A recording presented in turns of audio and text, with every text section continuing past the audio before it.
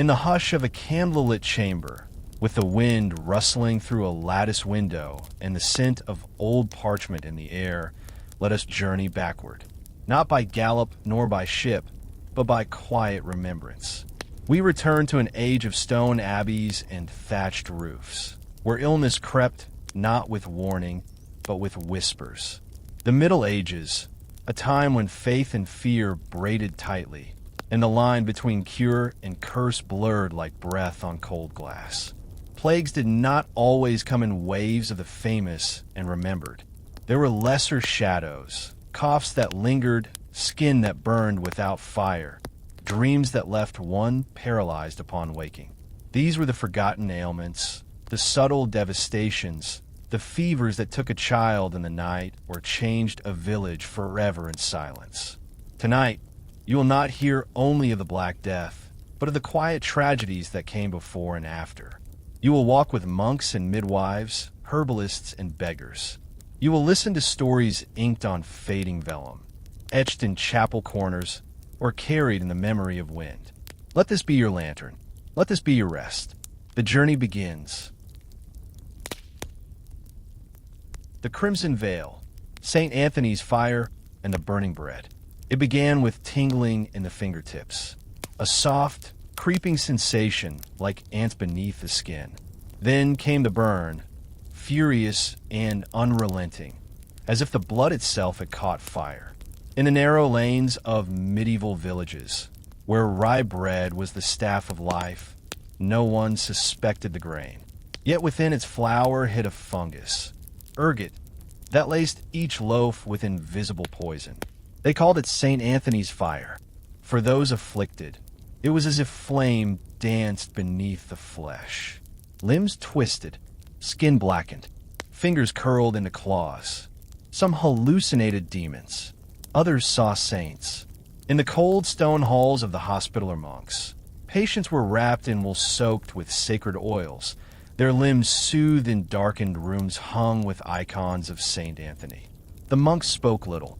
They tended quietly, gently, as if the touch of speech itself might worsen the pain.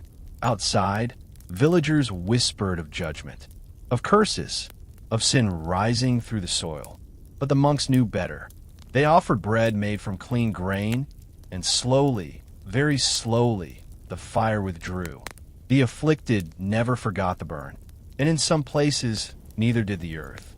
For years after, rye fields were left fallow, as if the land itself needed time to cool. Whispers beneath the skin, the Dancing Plague of Strasbourg. It began with a single woman beneath the midsummer sun. In the cobbled streets of Strasbourg, 1518, she moved not with grace, but with urgency, arms twitching, feet striking stone with relentless rhythm. There was no music, no festival, no joy, and yet she danced. For hours, then days. By week's end, dozens had joined her. Men and women, young and old, all swept into a trance of movement. They writhed in the market square, eyes vacant, limbs slick with sweat. Some collapsed from exhaustion. Others rose again with broken feet and bleeding heels. Physicians stood helpless. They called it a natural fever of the blood, a humoral imbalance sparked by the heat or by divine wrath. But the people whispered something else, that the devil had climbed into their bones, that the saints had turned their backs, that beneath their skin something moved, something ancient, unspoken. Musicians were summoned to play in hopes the madness might follow a tune to exhaustion. But the dancing only deepened. When it finally ended, it left behind silence and questions. What fire burns without flame? What illness speaks only in motion? No one knows what truly haunted Strasbourg that summer, only that it came like a whisper and vanished just the same. The monk's garden, mandrake, nightshade, and the herbalist's war. Behind cloister walls, where the chants of the psalter echoed through stone, lay gardens as old as memory. The monks of Cluny tended these plots not for beauty, but for salvation of body, not soul.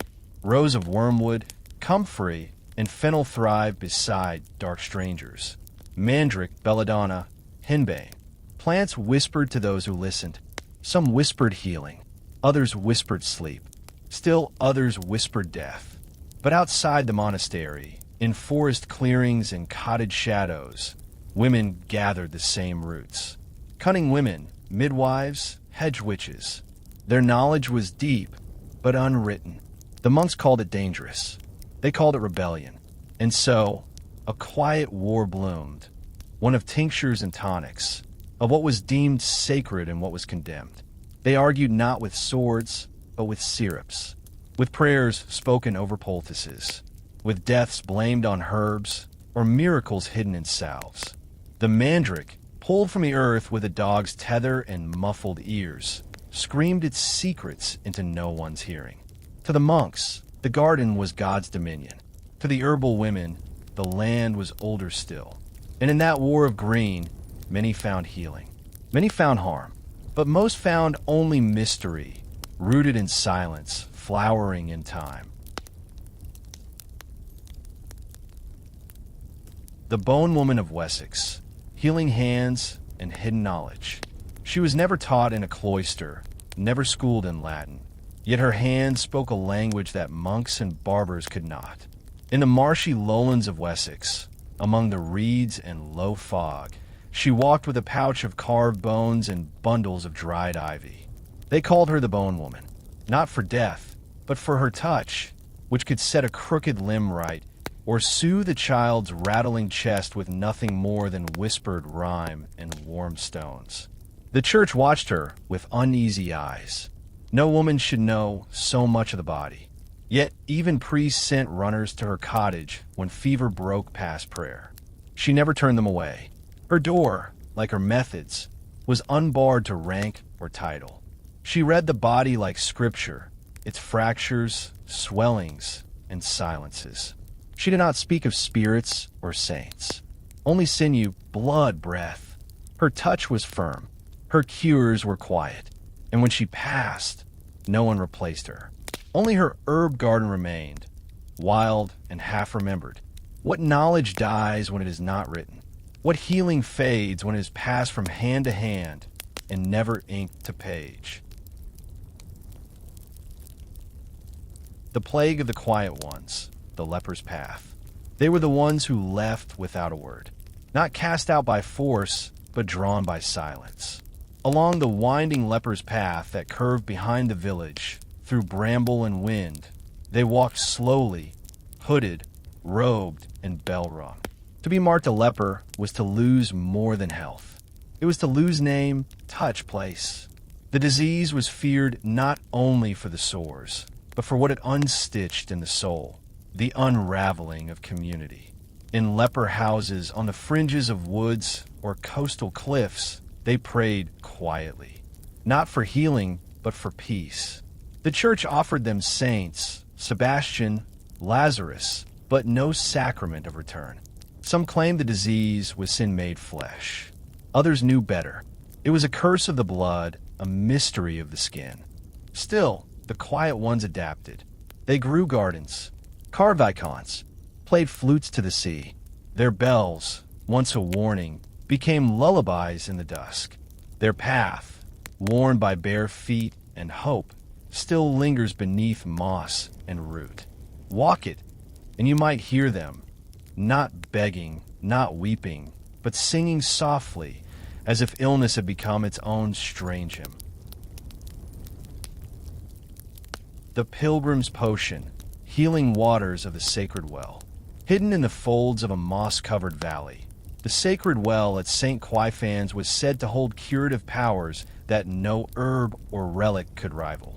Pilgrims arrived with aching limbs and hollow eyes, many carried in carts or on stretchers. The waters shimmered even in shadow, tasting faintly of stone and something older, iron perhaps or memory. At dawn, a monk would lower the wooden ladle, carved with runes no longer spoken. The sick would drink in silence. No chant was sung, no coin exchanged. Some wept. Others simply stared across the hills, as if the land itself were breathing with them. It was not the water that healed, perhaps, but the stillness. The ritual, the sense that even unseen forces might be stirred by faith and patience. Some left walking. Others did not return at all. But all who drank remembered its taste, the bitterness at the tongue's edge, and the comfort it left behind. To this day, the well remains, covered in ivy, forgotten by maps. But if you listen closely in the dark, you might still hear the ladles echo against stone and the whispered thanks of the weary. Salt in the wounds. The plague ships of the Mediterranean. Across the wine-dark waters of the medieval Mediterranean sailed ships heavy not with gold or spice, but with silence. Their flags flew no colors, their sails hung limp in the windless air, and on their decks stood no bustling crew, only the sick or the dying. These were the plague ships, cast adrift beyond port walls, held at bay by fear more ancient than any charter. Sailors blistered in the sun, their skin marbled with buboes, their prayers unanswered. From the ports of Venice to the rocky harbors of Marseille, guards watched from stone towers as death bobbed gently offshore. The salt air offered no mercy. The sea took no side. Quarantine was a kindness and a punishment. 40 days, sometimes more. No one came aboard. Supplies were thrown from skiffs.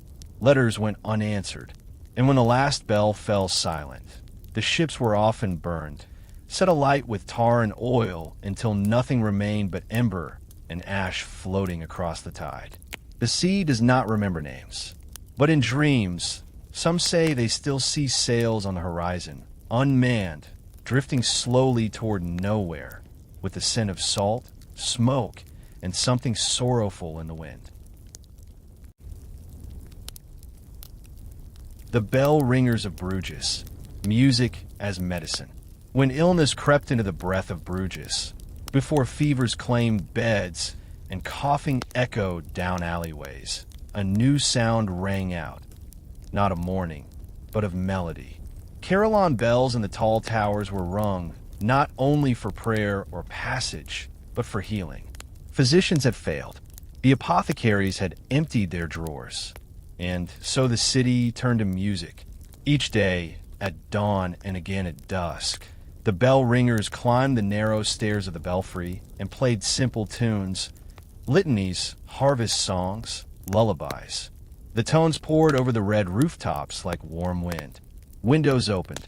Sick children smiled. For a time, the city breathed together, not through cure, but through harmony. Some swore the notes eased their coughing. Others simply found comfort in the routine, the certainty that twice a day, something beautiful would rise above the noise of suffering. Even when death returned, as it always did, the bells kept singing. To this day, the music of Bruges is remembered, not because it saved lives, but because it gave meaning to what could not be stopped. In a world ruled by plague and prayer, music was the gentlest kind of resistance. The bitter cup, wormwood, tansy, and the apothecary's art. Behind the oaken shutters of the apothecary's shop, where dried roots curled like sleeping serpents and glass jars glowed amber in candlelight, bitter remedies were born. Wormwood, tansy, yarrow, herbs gathered at dusk by moon-reading hands, each with a purpose, none without risk. The patient rarely knew what lay inside the cup. A sip to purge the humors, a tincture to expel worms, a draught to cool the hot fevers or rouse a womb, thought Baron. The bitterness was part of the cure. The tongue recoiled, the stomach trembled, but the body in time might begin to heal. Apothecaries walked a line between respect and suspicion. Too learned, and they drew the ire of priests. Too obscure, and they were called witches. But in towns where plague knocked thrice a season, the bitter cup was trusted more than relic or rosary. And when the sickness passed, as it sometimes did, the survivors returned to offer thanks not in coin, but in silence, placing wildflowers at the threshold or whispering a name in passing. For what was given in bitterness had saved them, and the bitterness, they knew, had been worth the cost.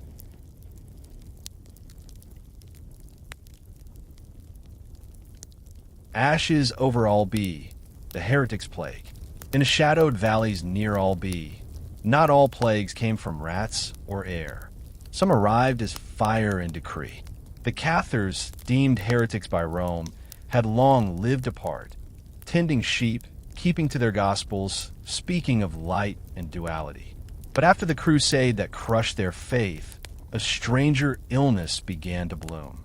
No lesions, no buboes, but voices fell silent. Eyes grew hollow. Children wept without tears.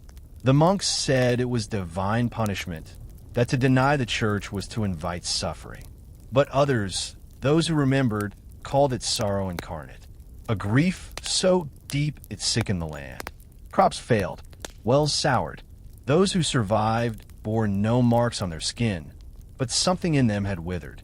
In the burnt ruins of Cathar strongholds, ash drifted for years, staining rivers, seeding stories. People spoke in hushed tones of the heretic's plague, a sickness not of flesh, but of memory. And perhaps it was true. That grief can be a contagion. That fire leaves more than scars. In Albi, where bells no longer rang for the lost, even the wind carried a hush, as if it, too, mourned something sacred now gone. Ink-stained fever, the scriptorium's slow sickness. In the dim, cold heart of the monastery, where dust shimmered in narrow shafts of light and silence reigned heavier than stone, monks bent over parchment, quills in hand. The scriptorium was a holy place, words made sacred through repetition. But among the ink pots and candle stubs, a slow sickness festered. It began with aching eyes, swollen joints, and fevers that came not in bursts, but in tides. The labor of copying, day after day, hour after hour, left the body still while the breath faltered.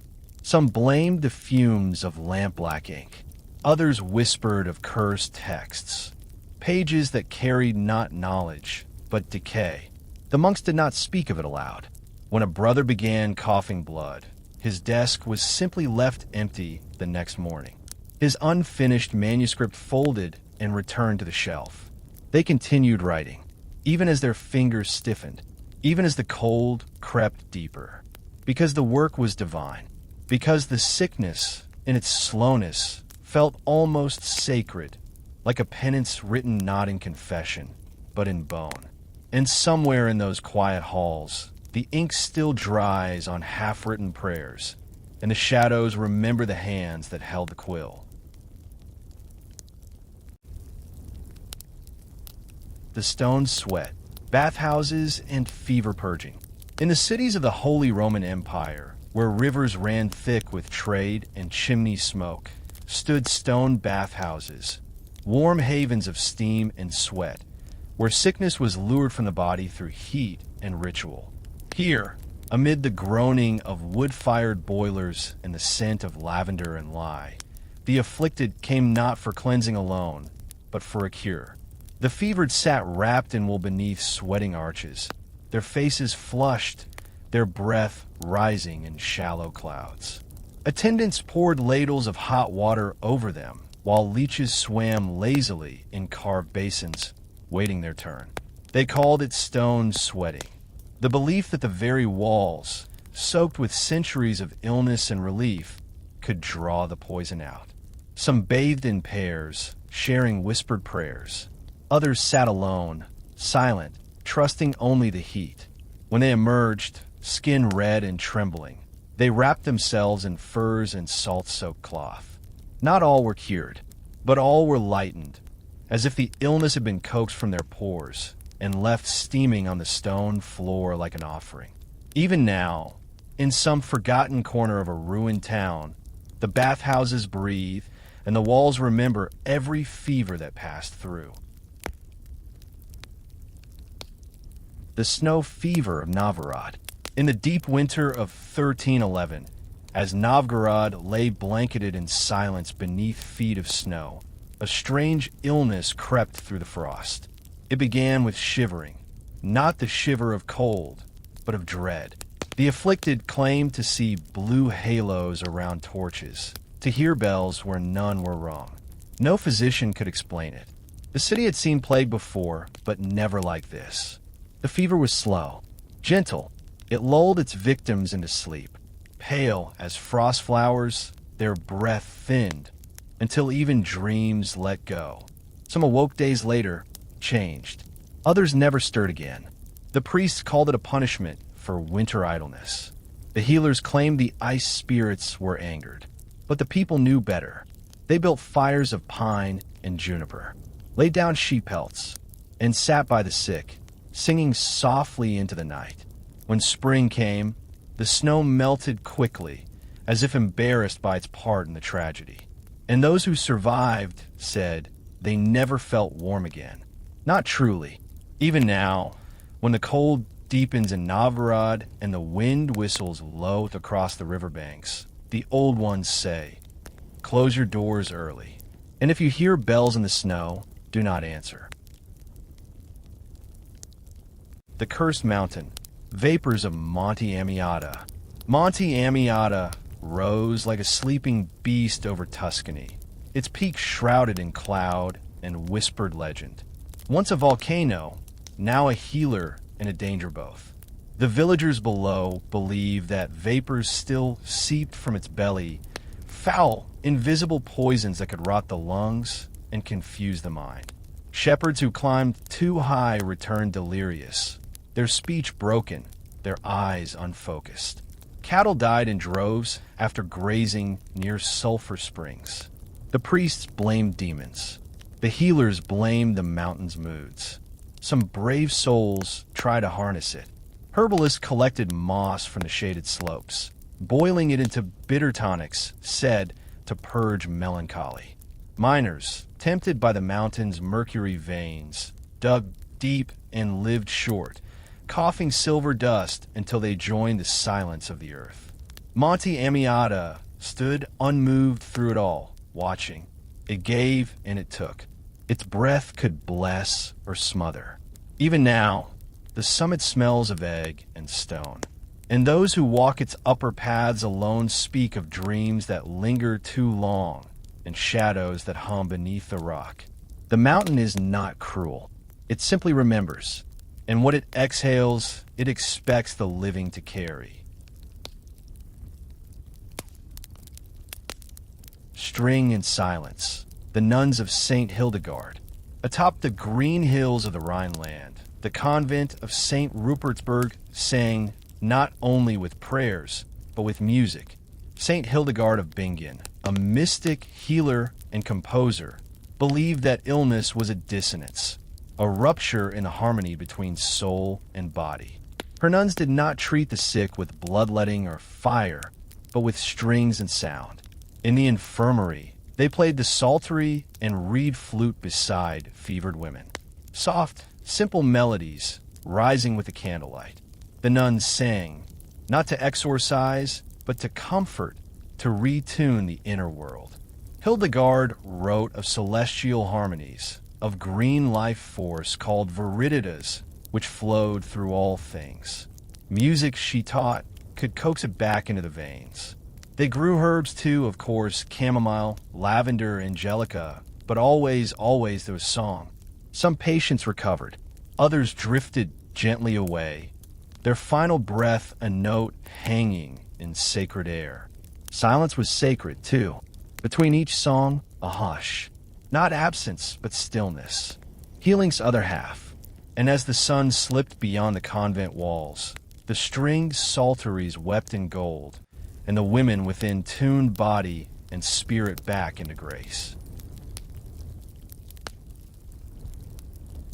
The horseman's breath, the Mongol pestilence. It rode not only on horseback but on wind. The Mongol horde, fierce and swift, swept across the steppes with arrows and fire. But behind them, something quieter followed. A breath, a presence, an illness that moved as fast as hooves across dry earth. Some called it the horseman's breath, a fever that took those who came too close to the Mongol trail. In Crimea, the pestilence blackened lymph nodes and silenced whole towns. Some claimed it came from the steppe winds, others from the poisoned arrows, barbed with invisible rot. In Kaffa, besieged by the Mongols, bodies were said to be catapulted over the walls, plague flung like a curse into the city below. Whether myth or memory, the sickness spread east to west, carried in barrels and bellies, in silk and sorrow. And as the horsemen vanished beyond the horizon, the breath remained, lingering in port towns and alleyways, in ships' holds and monastery halls. A war not of swords, but of silence. Even now, in wind that whistles across empty plains, some say the breath still lingers, waiting, watching, never fully spent.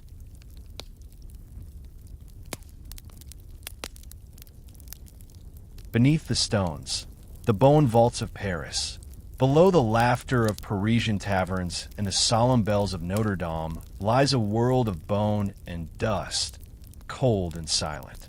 The catacombs began not as memorial, but as necessity.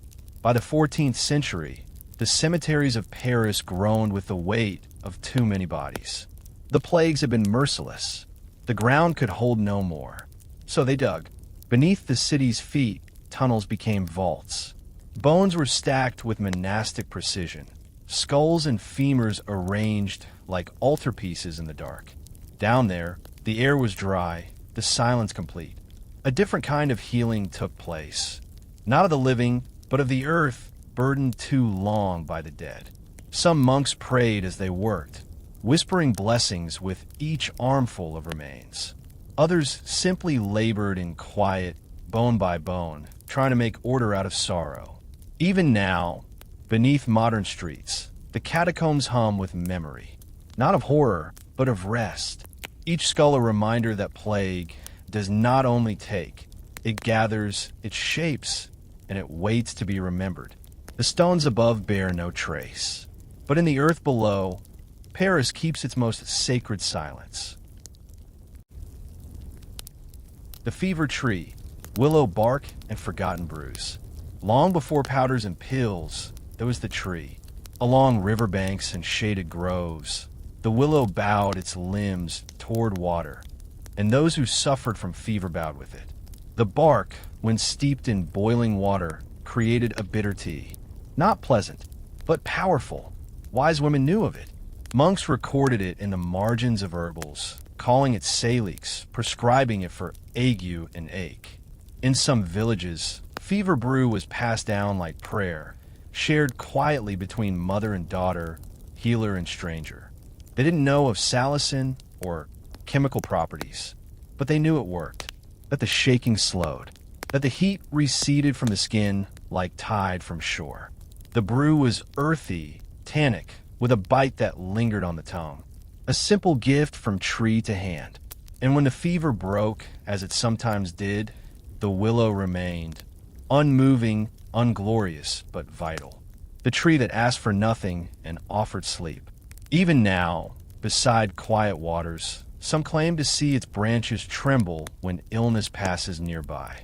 A blessing shaped like bark, a cure that grows in silence.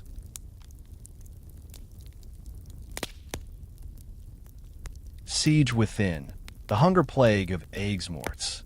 The walls were tall, the gates sealed, the stores counted. But hunger doesn't knock, it gnaws. In the fortified town of Aigues-Mortes, as the siege dragged on, food grew scarce, then strange. Dried beans soaked in brackish water, crumbled rye cakes laced with mold, bark boiled to broth. Soon, bellies swelled instead of shrinking. Legs turned weak, skin turned pale. What began as starvation shifted into something worse, an internal collapse, slow and incurable. The town called it the hunger plague, not born of contagion, but of deprivation twisted into sickness. Mothers stopped speaking. Children played with stones instead of toys.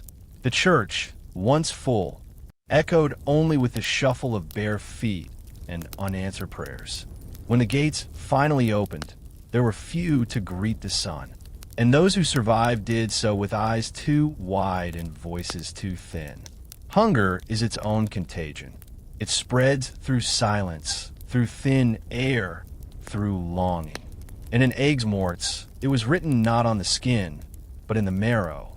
Even today, the town walls cast a long shadow, and travelers speak of a chill in the air, not of wind, but of memory. Mirrors against the miasma, magic, amulets, and medicinal charms. When illness had no name and breath turned sour in the streets, people turned not to science, but to symbols. Mirrors hung by doors, herbs strung in garlands, amulets etched with prayers in Latin and Greek and half-remembered tongues.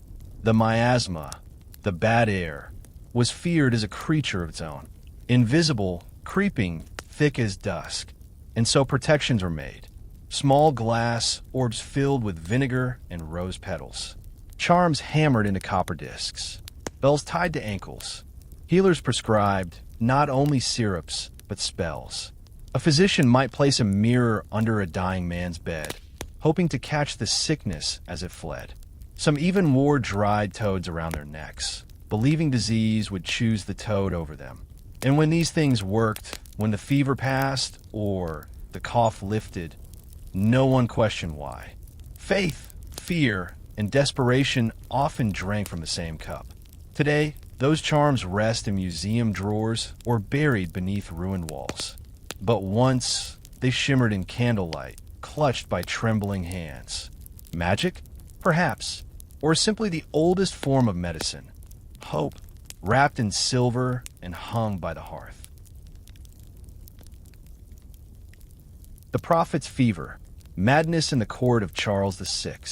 In the echoing halls of the French court, beneath banners heavy with gold and dust, King Charles VI sat trembling. His eyes darted like birds, his skin slick despite the winter chill. He spoke of glass bones, of being made of crystal, and begged not to be touched, for fear he would shatter. Some called it madness, others prophecy. When the fever struck, he raged in bursts, then fell in a quiet torpor, lips mumbling visions no one could understand. Physicians prescribed bloodletting. Priests prescribed penance. Nothing held him. The court grew fearful. His crown felt heavy with silence. Servants were ordered to remove all sharp objects. Mirrors were veiled. The king believed himself no longer man, but something fragile and divine. In his lucidity, he wept, and in his madness, he ruled. France trembled beneath both. Was it illness, possession, or a grief too deep for sanity? Even today, in the deserted corridors of old castles, some swear you can hear soft footsteps and the whisper of crystal splintering under weight. Not broken, just misunderstood. Dreams in the waters, the healing stream of St. Winifred. In the green folds of Flintshire, where mist clings to stones and the earth remembers footsteps long vanished, a stream bubbles cold from beneath a chapel. It is said to have sprung where St. Winifred's head fell, struck down by a nobleman, only to be restored by holy touch. The waters have never stopped. Pilgrims come barefoot, wrapped in linen, to wade or drink or simply listen. They dream in that water, not visions of grandeur, but of healing. Lost loved ones returned, fevers cooled, limbs made light again. The monks who watch the stream speak softly. They keep records, not in ledgers, but in memory. A woman who rose without her cane. A child whose breath grew steady by dusk. No one truly knows if the healing lies in the spring or in the belief. But every ripple feels like a breath held and then released. The stream glows even on overcast days, as if lit from within. And when you leave, the sound follows you, whispering of quiet miracles and wounds that never needed words to mend.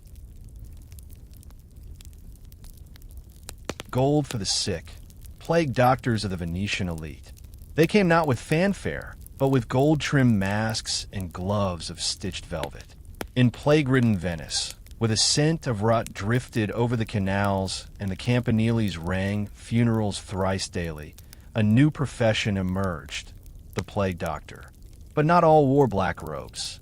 For the elite, healing became spectacle. Plague doctors were draped in fine fabric, their beaked masks painted with gold leaf. Beneath their masks, they held posies of ambergris and rosemary, scents believed to ward off death. They visited only the noble, entering palazzos perfumed to mask decay. Their tools were precise. Ivory probes, silver spatulas, tinctures brewed by private apothecaries. Their treatments helped few, but their presence gave hope, or at least performance. To the poor, they never came. Healing had a price, and gold, it seemed, bought more attention than mercy. Even now, behind carnival masks and silk drapery, one might glimpse echoes of them, walking slowly, beak-faced, hands gloved, carrying no cure but the illusion of one. In Venice, healing was not always about medicine. Sometimes it was simply a mask. The embroidered curse, Saint Vitus needle, and the madness of threads. They called it Saint Vitus dance, a plague of movement, spasms, and uncontrollable limbs. But in the convent of Thuringia, it arrived not as motion, but in fabric. The nuns embroidered endlessly, stitches tight and trembling, fingers moving faster than the mind. One by one, they became obsessed. They sewed by candlelight, ignoring meals and mass. Their patterns grew frantic, spirals, flames, eyes that watched. Some pricked themselves until the thread ran red. The abbess called it divine compulsion. Others whispered of possession. Physicians came, baffled. Priests blessed the needles. Still, the sewing continued. They said the thread itself had memory, that it carried sorrow passed from hand to hand, a kind of madness woven into linen. When it ended, the convent was left with piles of tangled, beautiful cloth, too strange to display, too sacred to burn. The nuns spoke little of that time. Only their fingers remembered, curling slightly in sleep. Sometimes, thread is more than thread. It binds not just cloth, but spirit.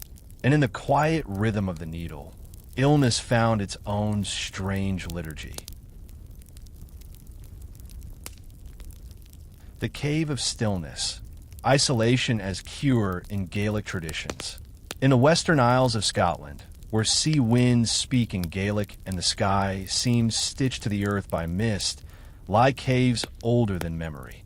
Some are sacred, some feared, but a few were used for healing, not through herbs or ritual, but through silence. Those struck by melancholy, visions, or sleeplessness were led there. Not banished, but guided. They were given blankets of wool, a wooden bowl of broth, and left within. The cave's mouth was narrow, its air still, damp with centuries of breath and belief. Inside, time lost shape. The body slowed. The mind, stripped of noise, listened. Some emerged days later, quieter, steadier, as if the stone itself had drawn the fever out. Others saw visions and became poets. A few never returned. The caves were not prisons, but thresholds. Places where suffering was not expelled, but allowed to settle, like dust in water, until it could be named or let go. Even now, shepherds mark them, offer a nod as they pass, because some wounds do not need words or touch, only stone, and time, and stillness. The morning songs of Mechelen, lamentation as medicine. In the Flemish town of Mechelen, when plague came, it was not prayers but songs that filled the streets. Women in black shawls, faces veiled, would gather at the church steps and begin to sing. Not hymns of praise, but laments. Old songs, wounds shaped into melody. Their voices rose like smoke, soft and slow, trembling over cobblestones where the dead had passed. The songs were not always beautiful, but they were true. Each note carried sorrow. each phrase a name. Some mourned infants. Others sang for lovers, friends, or no one in particular. Grief made communal through sound. Physicians did not understand it, but mothers swore the fever broke more easily when the mourning songs were sung, that even the sick slept more deeply beneath their echo. The women called it a medicine of the soul, and when the plague passed, the songs continued, less often but never forgotten, passed from mother to daughter, like recipes, like warnings. Even now, in Mechelen, when bells ring at dusk and the light turns amber, some say they hear the faintest weeping melody carried on the wind. Ancient sorrow, still healing. The battlefield bloom, healing among the fallen at Tannenberg. After the clash at Tannenberg, 1410, the battlefield was left not with silence, but with flowers. Thousands had fallen, knights of the Teutonic Order and Polish-Lithuanian soldiers both. But amid the blood-soaked grass, strange things bloomed. The wild woundwort, red campion, and tansy grew in clusters where men had died. The monks who came days later, sent to bless the dead and tend the barely living, noticed it first. These flowers grew quickly. Unnaturally so, they whispered, and where they grew, wounds seemed slower to fester. They gathered the blossoms, crushed them into salves, and pressed them to bruised ribs and shattered limbs. No miracle cure, but something in the scent eased the pain. The dying slept. The moaning softened. They called it the battlefield bloom, a gift from the earth, or perhaps the spirits of the dead returning as healers. The flowers were gathered in secret for years after, steeped in teas or tied in sachets and worn by soldiers beneath their armor. Healing came not in grand halls, but in mud and blood and blossoms. And the land, it seemed, tried in its quiet way to mend what men had broken. The sleepers of Lübeck, the sleeping illness that stilled a village. One autumn morning in Lübeck, the market square did not fill. The bells rang, but no one stirred. House by house, families were found asleep. Heads on tables, arms limp at sides, eyes fluttering beneath lids as if caught in dreams too deep to escape. No illness was visible, no rash, no fever, just sleep. Days passed. A few woke, confused but unharmed. Others slumbered on for weeks. Physicians called it the stillness. Priests wept and sprinkled holy water. The cause was never found. Some blamed mist from a marsh. Others, enchantment. A visiting mystic from Prague played soft psalms on the lute beside the sleeping. Some twitched. One wept in her sleep. Gradually, the sleepers returned, hungry, sore, but alive. They spoke little of what they'd seen, only that it had been beautiful and long. A silence not of death, but of peace. No one knew what caused it or why it never came again. But in Lübeck, doors were kept unlatched for years after, just in case the sleep returned. A quiet welcome for dreams that might one day knock again. The masquerade of healing. Carnival as cure in Venice.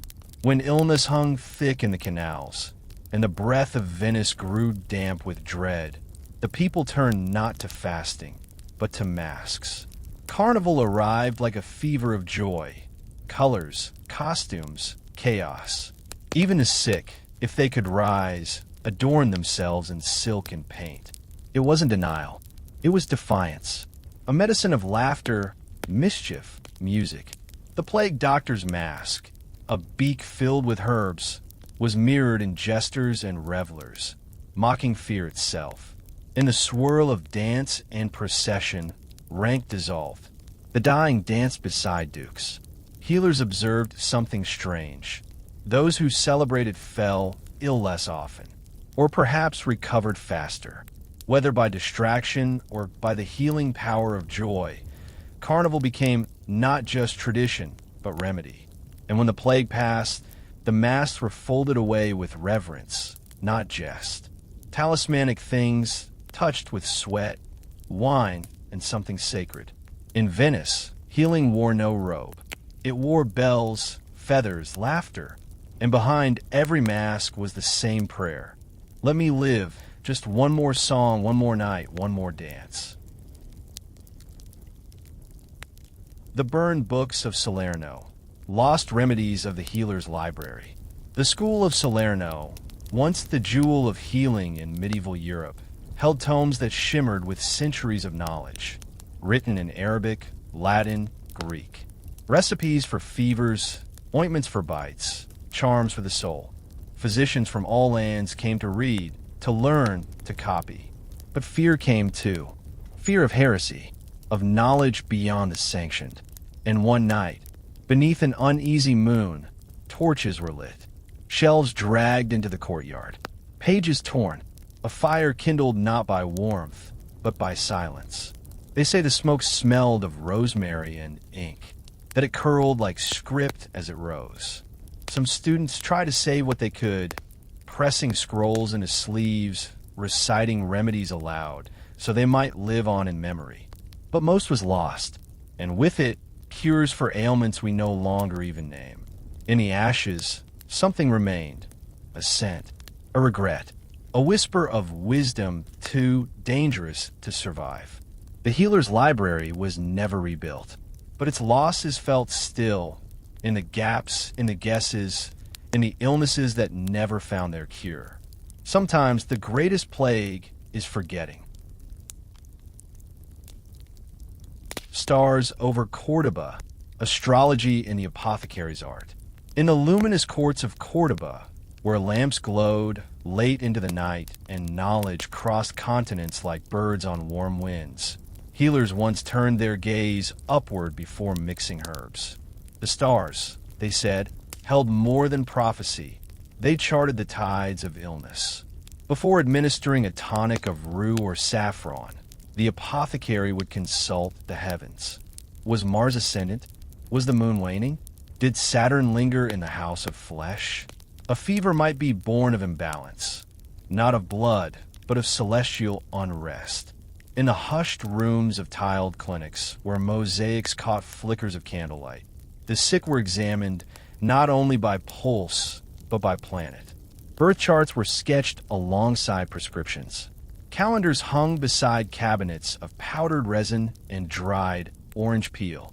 To modern ears, it may seem distant, but to those living in Cordoba's golden age, the stars were not far away.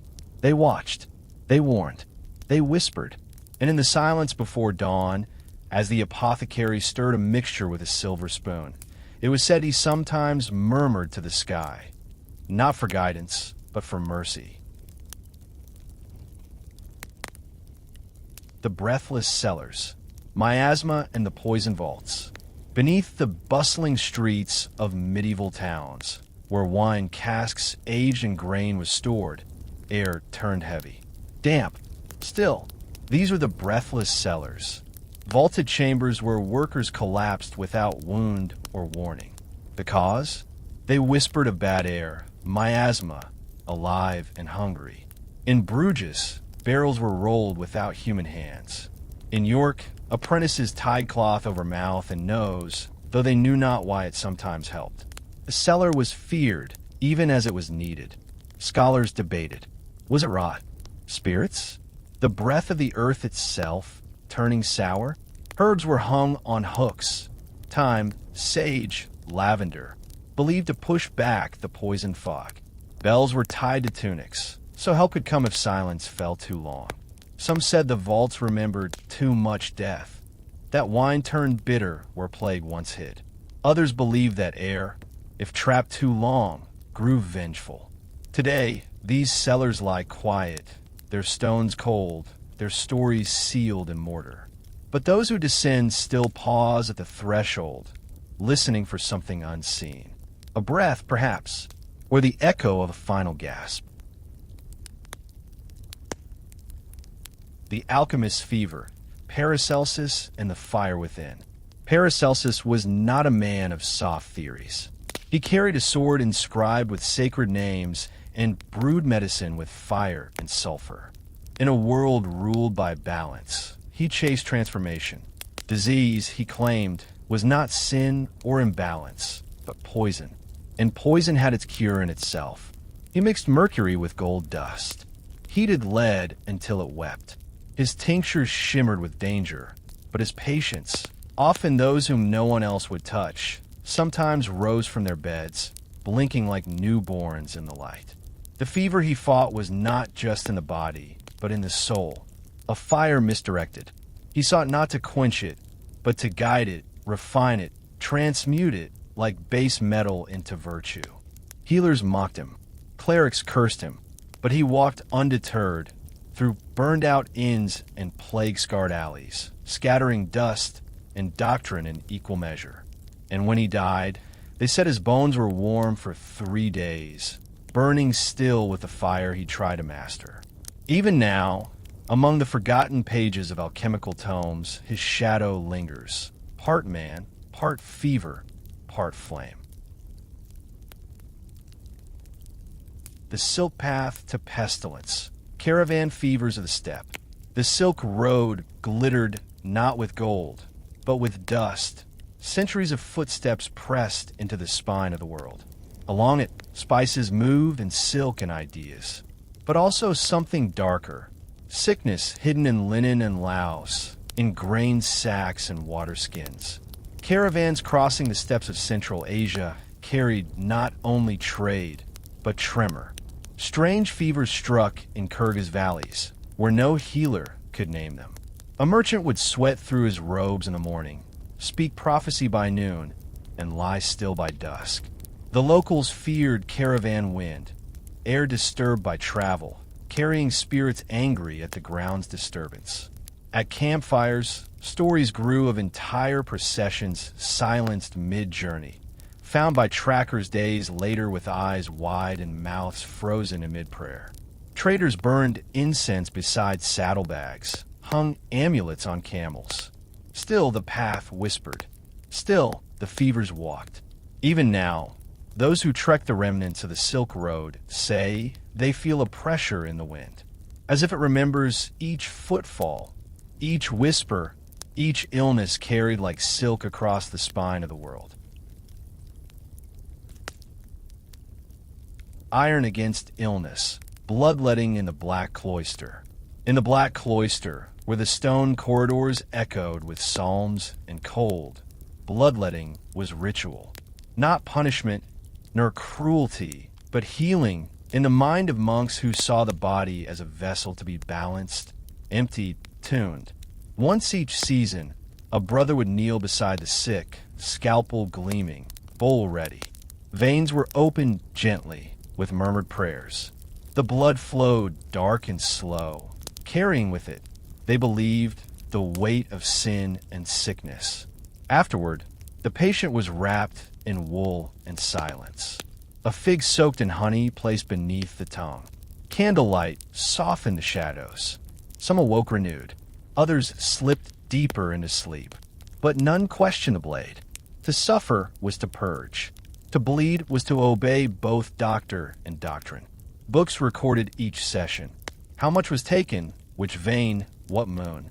Illness was mapped not through symptoms, but through sacrifice. And when the Black Cloister finally crumbled, its records burned, the iron tools were buried beneath the altar. But the stone still smells faintly of rust and wax, of healing drawn through pain, and blood offered not in violence, but in faith. The honey cure, beekeepers and the sacred salve. In sunlit corners of medieval fields, beneath wooden hives and whispering hedgerows, beekeepers moved with quiet reverence. Theirs was not merely a trade, it was a devotion. Honey, they believed, was a gift from heaven's smallest choir. Golden, warm, incorruptible. Healers used it not just as sweetener, but as balm, mixed with ash for wounds or blended with thyme for throat fevers. Honey slowed infection and soothed what knives could not reach. Monasteries kept jars wrapped in wool, stored cool through summer's heat. Beekeepers spoke to their hives, announcing births and deaths, for fear the bees would leave if slighted. They whispered prayers as they gathered wax, believing illness recoiled from its light. The honey itself, thick as velvet and tinted by the flowers nearby, was called liquid gold for the soul. A spoonful before sleep, or a salve on a soldier's shoulder. It healed with gentleness. Even now, in lonely meadows where old hives lean with age, the bees hum like memory. And in the dark glass of forgotten jars, the medicine of sweetness waits, unchanged, patient, and sacred. The bark listener, forest spirits, and the pagan healer.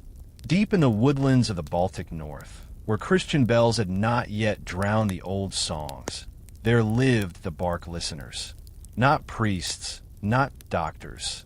Healers who pressed their ears to trees and claimed to hear the whispers of remedy. They walked barefoot, draped in fur and woven herbs. They spoke to moss and stone, called sickness by name, and coaxed it out with smoke and touch. Bark was scraped in curls and steeped in fire-heated pots. The tea tasted of earth and bitter pine, but it worked. To the villagers, they were both feared and revered. When fever came, the bark listener was summoned with tokens: milk, bones, bread folded in cloth.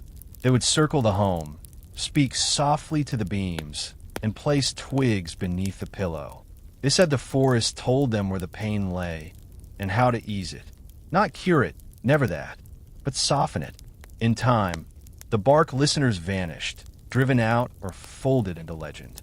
But in some glades, where the canopy thickens and silence breathes deep, the old ones say you can still hear the trees murmur, if you're quiet, if you still believe. Beneath the bells of Canterbury, relics and recovery, pilgrims came with blistered feet and fevered brows, drawn by stories whispered from hearth to hearth, that within the Cathedral of Canterbury, beneath the tolling bells and painted arches, miracles stirred. The relic of St. Thomas Becket, bathed in candlelight and incense, was said to cure the incurable. Bones wrapped in velvet, dust cradled in silver, a finger bone laid in glass and guarded like treasure. But it was not the relic alone that healed. It was the faith it summoned. The sick waited in long lines, pressed palms to the tomb, and wept. Monks offered drops of holy oil, pressed cloths to skin, whispered blessings in Latin and English alike. Some left walking, faces radiant. Others left carried, no better than they came. But even they clutched the moment tightly, believing the cure had simply not yet reached them. The bells rang as they always had, but to the pilgrims, they sounded like heartbeat and prayer, a rhythm stronger than illness. And in Canterbury's shadows, where moss clings to ancient stones, the footsteps of the healed still echo, quiet and full of hope. Smoke and song, the healing incense of Moorish physicians. In the tiled chambers of Al-Andalus, where water whispered through marble fountains and orange trees perfumed the breeze, Moorish physicians combined knowledge and art. Their medicine was not only taken, but breathed. Incense burned in brass censers shaped like stars. Myrrh, frankincense, cedar, storax, each selected with care. The sick were bathed in its smoke while stringed instruments played slow, looping melodies in the background. Healing was not a war against disease, but a return to balance. The air itself became sacred, not just for cleansing, but for comfort. One could inhale serenity, exhale pain. Music softened the mind, scent softened the soul. Some cures required no touch at all, only hours in a warm room filled with smoke and song, as pulse and breath aligned with rhythm. The body remembered what harmony felt like, and when the sickness eased, they offered no thunderous praise, only silence and a deep inhalation of gratitude, of relief, of rose-scented smoke curling toward heaven. Even now, in old corners of Cordoba and Granada, One might smell a trace of it in the dusk breeze. Not memory, but medicine, lingering. The waxen saints of Krakow, illness made visible. In the candlelit chapels of Krakow, the faithful brought offerings not of gold or incense, but of wax, shaped into limbs, hearts, eyes, small, silent replicas of the pain they carried. These waxen saints lined the altars, strange and delicate. A swollen hand for arthritis, a tiny foot for a child's fever. They were prayers molded into form, left in hope that the holy would see and understand without words. When plagues came, the chapels overflowed, not just with people, but with wax bodies hung from rafters placed beneath icons. Some melted in the heat, others remained, hardened into permanence. Priests recorded the names and ailments. Midwives came with wax cradles. Soldiers left wax lungs, each one a quiet plea. The practice spread through villages and vanished with time. But in certain dark corners of Krakow, beneath layers of soot and silence, these figures still rest, mute saints bearing witness. They remind us that illness can be named not in books or charts, but in shape, in gesture, in quiet surrender. And that healing sometimes begins when suffering is simply seen. The Abbey of Hollow Breath, the phantom cough of the cloistered sisters. Within the stone walls of the Abbey of St. Odelia, where candlelight wavered in still air and psalms echoed softly through cloisters, a strange illness settled, quietly at first, like dust on a hymnal. One by one, the sisters began to cough. Dry, delicate, persistent. Yet no fever followed. No wound could be seen. They called it the hollow breath. It came not with plague or pestilence, but in the middle of prayer. The abbess believed it penance. A few whispered of spirit trapped in the abbey walls, seeking release through lungs and throat. The coughing would rise in chorus during matins, then vanish by vespers. Physicians came, puzzled. No rot in the lungs, no dampness in the cells. Only the sound, a shallow, rhythmical rattle, haunting the naves. One sister wrote in her journal that she felt as though the breath she exhaled was not her own. Years passed, and the coughing faded. The abbey emptied, but the dust remained, and some say if you press your ear to the altar at night, you'll hear it, a soft breath, rising from stone, as if the air itself remembers the ones who once breathed for two.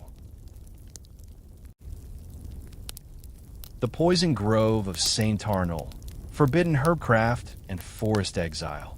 Beyond the edge of St. Arnold, where the meadows gave way to tangled undergrowth and no bell could be heard, lay a grove that villagers would not name.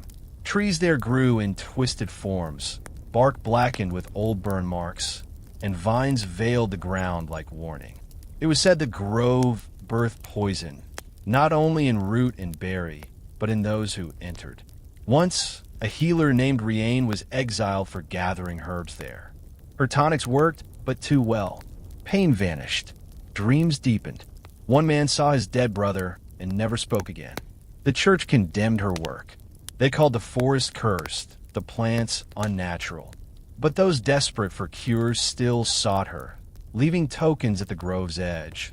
A lock of hair, a copper coin, a scrap of cloth steeped in blood. Riane never emerged, but somehow, salves will be found hanging from branches by dawn. The grove remains, untouched. Birds do not nest in its trees, and the air hangs thick, sweet, and wrong.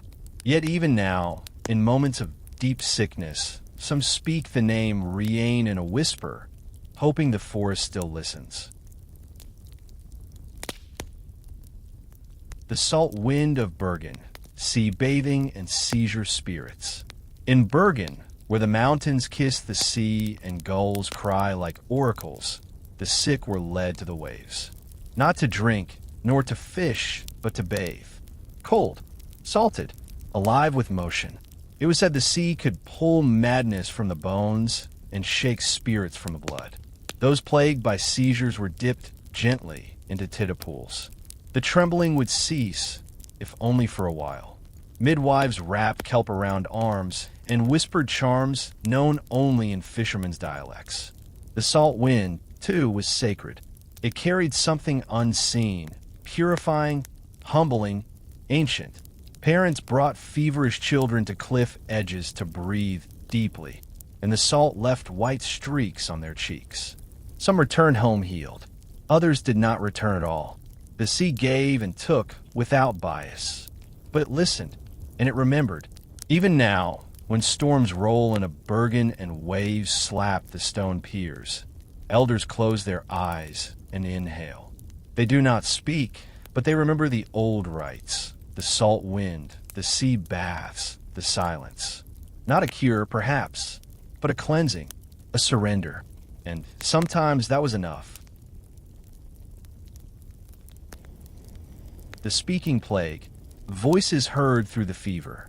In the low valleys of Provence, during the black winter of 1348, a new terror stirred, not in the flesh, but in the mind. Fever struck swiftly, burning high, and as the body burned, the voice emerged. Not the voice of the patient, but something else. They called it the speaking plague. The afflicted would whisper in tongues unknown, name people long dead, recount sins not their own. Priests listened and trembled. One child spoke of distant wars with perfect clarity. A blind man described the stars. Some believed angels spoke through them. Others feared demons. The church called for silence. But healers, wise women and monks alike, listened. They recorded these murmurings in thin volumes, now lost to dust. Few recovered. Those who did recalled nothing of their speech, but awoke with a strange calm, as if something had passed through them and left a blessing or a warning. To this day, old families in the region pass down fragments of these fever words in lullabies and riddles. Not all illness speaks, but sometimes it whispers, and in that whisper, we hear the edge of understanding. Chained words, the locked pharmacopoeias of the monastic vault. In the depths of Benedictine monasteries, beneath the gardens and wine cellars, lay vaults that house not treasure, but parchment. Heavy books, bound in leather and iron, chained to desks or shelves. These were the pharmacopoeias, manuals of medicine, gathered over generations. Each page bore formulas in Latin, Greek, Arabic, recipes for balms, syrups, purges, and fumigants. Some were carefully copied from ancient scrolls. Others were hidden between pages like secrets. They were not to be removed, not to be translated. Only the appointed monastic healer could turn their pages, whisper the names of rare roots, or interpret the diagrams of humors and stars. To touch them without permission was a sin. To copy them, a heresy. But within these pages lay forgotten cures. A poultice that soothed the black rash, a syrup that calmed madness, a vinegar that silenced infection. When plague struck, the monks turned to these books with trembling hands. Not all answers were found, but the words comforted. The act of seeking became its own kind of medicine. And still, in certain monasteries, the books remain chained. Not for fear they will be stolen, but for fear their wisdom might be forgotten. Sulfur and silence. The gout plague of the war tents. Among the endless rows of canvas tents outside Ghent, where war wagons creaked and soldiers muttered into their cloaks, a new kind of affliction took hold. It began in the toes, creeping upward, joints burning as if brimstone stirred beneath the skin. Men who had survived blade and arrow now wept quietly from their cots, unable to walk. The physicians blamed rich food, poor blood, wine too dark, and stew too thick. The soldiers blamed the ground, sour, cursed by the dead it drank each day. To combat the pain, camp doctors boiled sulfur with vinegar and lye, painting it across the limbs in thick, stinging strokes. The smell was unbearable, but silence followed. A blessed stillness, if only for a time. When the battle horns sounded, few could rise. The gout had stolen strength faster than swords. War paused for a season. Nature had its own campaign, and sulfur its own banners. Even now, in the damp places where war once pitched its tents, the soil smells faintly sharp, like burnt herbs and forgotten agony. A battlefield held not only steel and blood, but sickness that clung like smoke to the living. The withered fields of Hildesheim, blight as a divine judgment. In the spring of 1315, as candles burned low in the chapels of Hildesheim, the wheat failed. Not once, but thrice. The grain turned black, curled at the edges, or bore worms instead of seed. No prayer reversed it. Villagers stared at their cracked palms. Children grew thinner, eyes dark with questions no one dared answer. The priests called it judgment, a punishment for pride, or for dancing too late on feast days. Processions walked barefoot through the mud, singing litanies of mercy. But the fields remained hollow. Some turned to old charms, burying bread crusts in the earth, whispering to the scarecrows as if they were saints. Others fled. When the wind blew, the stalks hissed like dry parchment, a sound that filled dreams. Even the birds abandoned the sky. And yet, among the ruined rows, one woman scattered wildflower seeds, not for food, but for color, for beauty amid the blight. In time, the wheat returned. But that season remained in memory, etched into harvest songs, and the cautious wayfarmers still bless their soil before turning it. Not all famines are empty. Some carry messages written in roots. The seamstress surgeon of Aragon. She was never trained in the halls of Salerno, nor robed in the black of physicians. But in the narrow alleys of Aragon, they called her La Cachera Silenciosa, the silent seamstress. By day, she mended hems and sleeves, her needle swift and certain. But at night, behind curtains lit by tallow, she stitched skin instead of cloth. Soldiers brought torn flesh. Mothers carried wounded sons. Her tools were thread, wine, and whispered prayers to Saint Bridget. Her hands never trembled. She worked slowly, winding catgut through wounds as though lacing a bodice. And when the bleeding stopped, she pressed herbs into poultices sewn from linen scraps. The church never acknowledged her. Surgeons dismissed her, but she healed what they cannot. The forgotten, the uncounted, the broken who knocked quietly at her door. They said she could read pain like fabric, and her stitches left no shame, only scars shaped like blessings.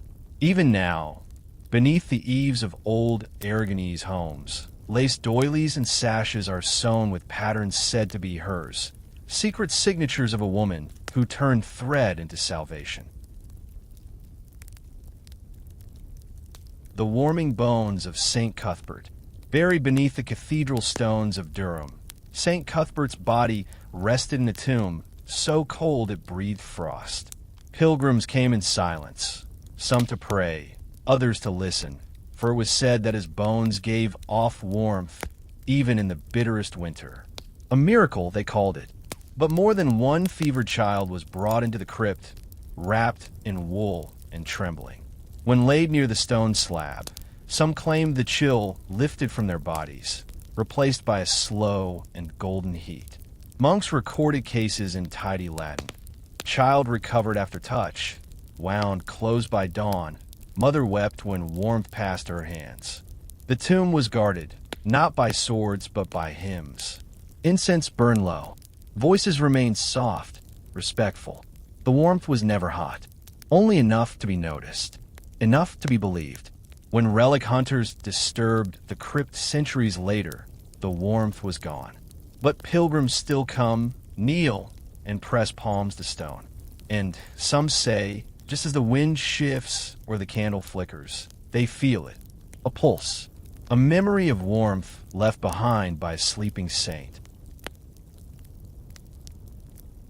the quiet river of Siena, when the singing stopped. Siena had always been a city of song.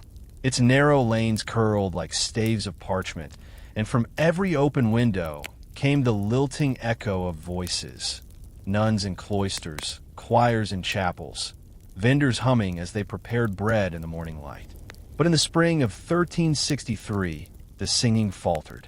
Whispers of plague returned, and with it, a hush more profound than bells tolling for the dead. The choirs dissolved. The cathedral closed its doors. Even the birds fell silent above the Campo. It was not death that struck first, but quiet. The nuns of Santa Caterina stopped their evening hymns. Children no longer played music in the squares. And in the stillness, Siena felt older than its stones, as though it, too, were holding its breath. But there was one voice that remained. At night, the river, calm, dark, and winding, sang softly to those who dared to listen.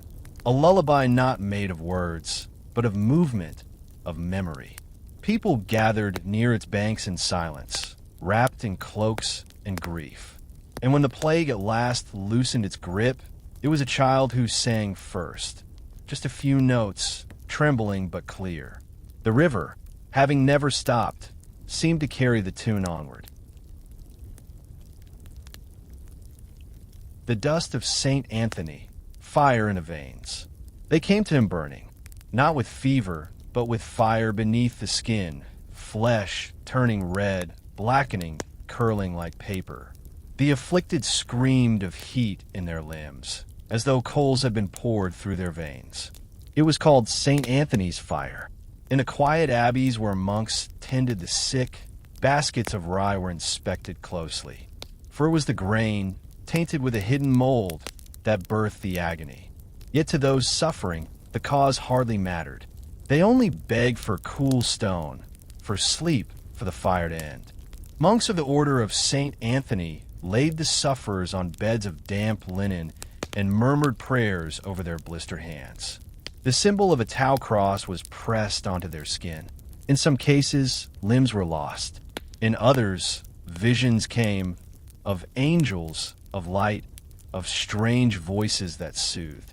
The dust, the mold, the curse, whatever it was, it passed. But its pain lingered in dreams. Even now, in the rural chapels of France where the Antonines once walked barefoot in silence, a faint scent of burnt grain clings to the rafters. And in the corners of the apothecary's shelf, old rye lies undisturbed, revered, feared. The ice chapel of Hallstatt, frostbite and frozen prayers. Nestled deep in the Austrian mountains, near where the salt veins pulse beneath the stone, stood the ice chapel, a place more myth than church. It was carved into the frozen rock, where icicles hung like organ pipes and breath rose in quiet clouds. Here, villagers brought those gripped by frostbite and snow fever. Fingers blackened, lips cracked, minds drifting in the cold. They laid them before the altar of ice, not in hope of miracle, but for rest, for stillness, for the snow to speak. Priests wrapped them in wolf pelts and sang hymns in tones so low they barely disturbed the frost. Sometimes the body warmed. Sometimes it slipped peacefully into death. The ice preserved. It forgave. No fire burned here. Only the slow melting of suffering into silence. Now, the chapel is long buried. Its beams collapsed. Its altar a rumor in drifting snow. But climbers say that in certain caves, when the wind moves just right, they hear a single note, a hymn frozen into the rock, still waiting to complete its prayer. And sometimes healing comes not by fire, but by frost, when the body surrenders and the soul sleeps warm beneath the ice. The window of light, colored glass, and healing illumination. In the great cathedrals of Chartres and Cologne, where stone soared toward heaven and incense wrapped the air in gold, light was not merely light. It was medicine.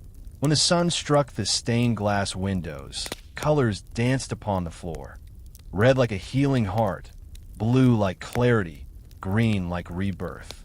The sick were brought to these spots and left in silence, their eyes wide, their breath slow.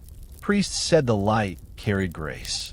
Scholars whispered of its warmth, of how the colors struck the skin and stirred the blood. Healers noticed that those bathed in light often slept better. Dreams came gentler. One woman, blind from birth, claimed to see only once, when the sun touched her face through the violet panes. She wept, and the color remained behind her eyes for the rest of her life. These were not windows.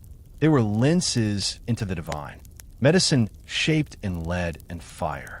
And even now, when a light passes through the rose window of a crumbling chapel, and the motes dance like saints returning, some pause, not to pray, but to breathe, to remember that healing once came in beams, not bottles. The burdened bones, scoliosis, and the sin of the spine. In the shadows of monastic infirmaries, there lived the bent, children with twisted backs, men who leaned to one side as if bowed by invisible weight. Their condition had no name then, only whispers. The curved, the crooked, some said it was punishment, that pride had folded the spine like parchment. Others believed it was a burden passed from parent to child, like debt or sorrow. Healers tied wooden boards to their backs, wrapped their torsos in leather harnesses.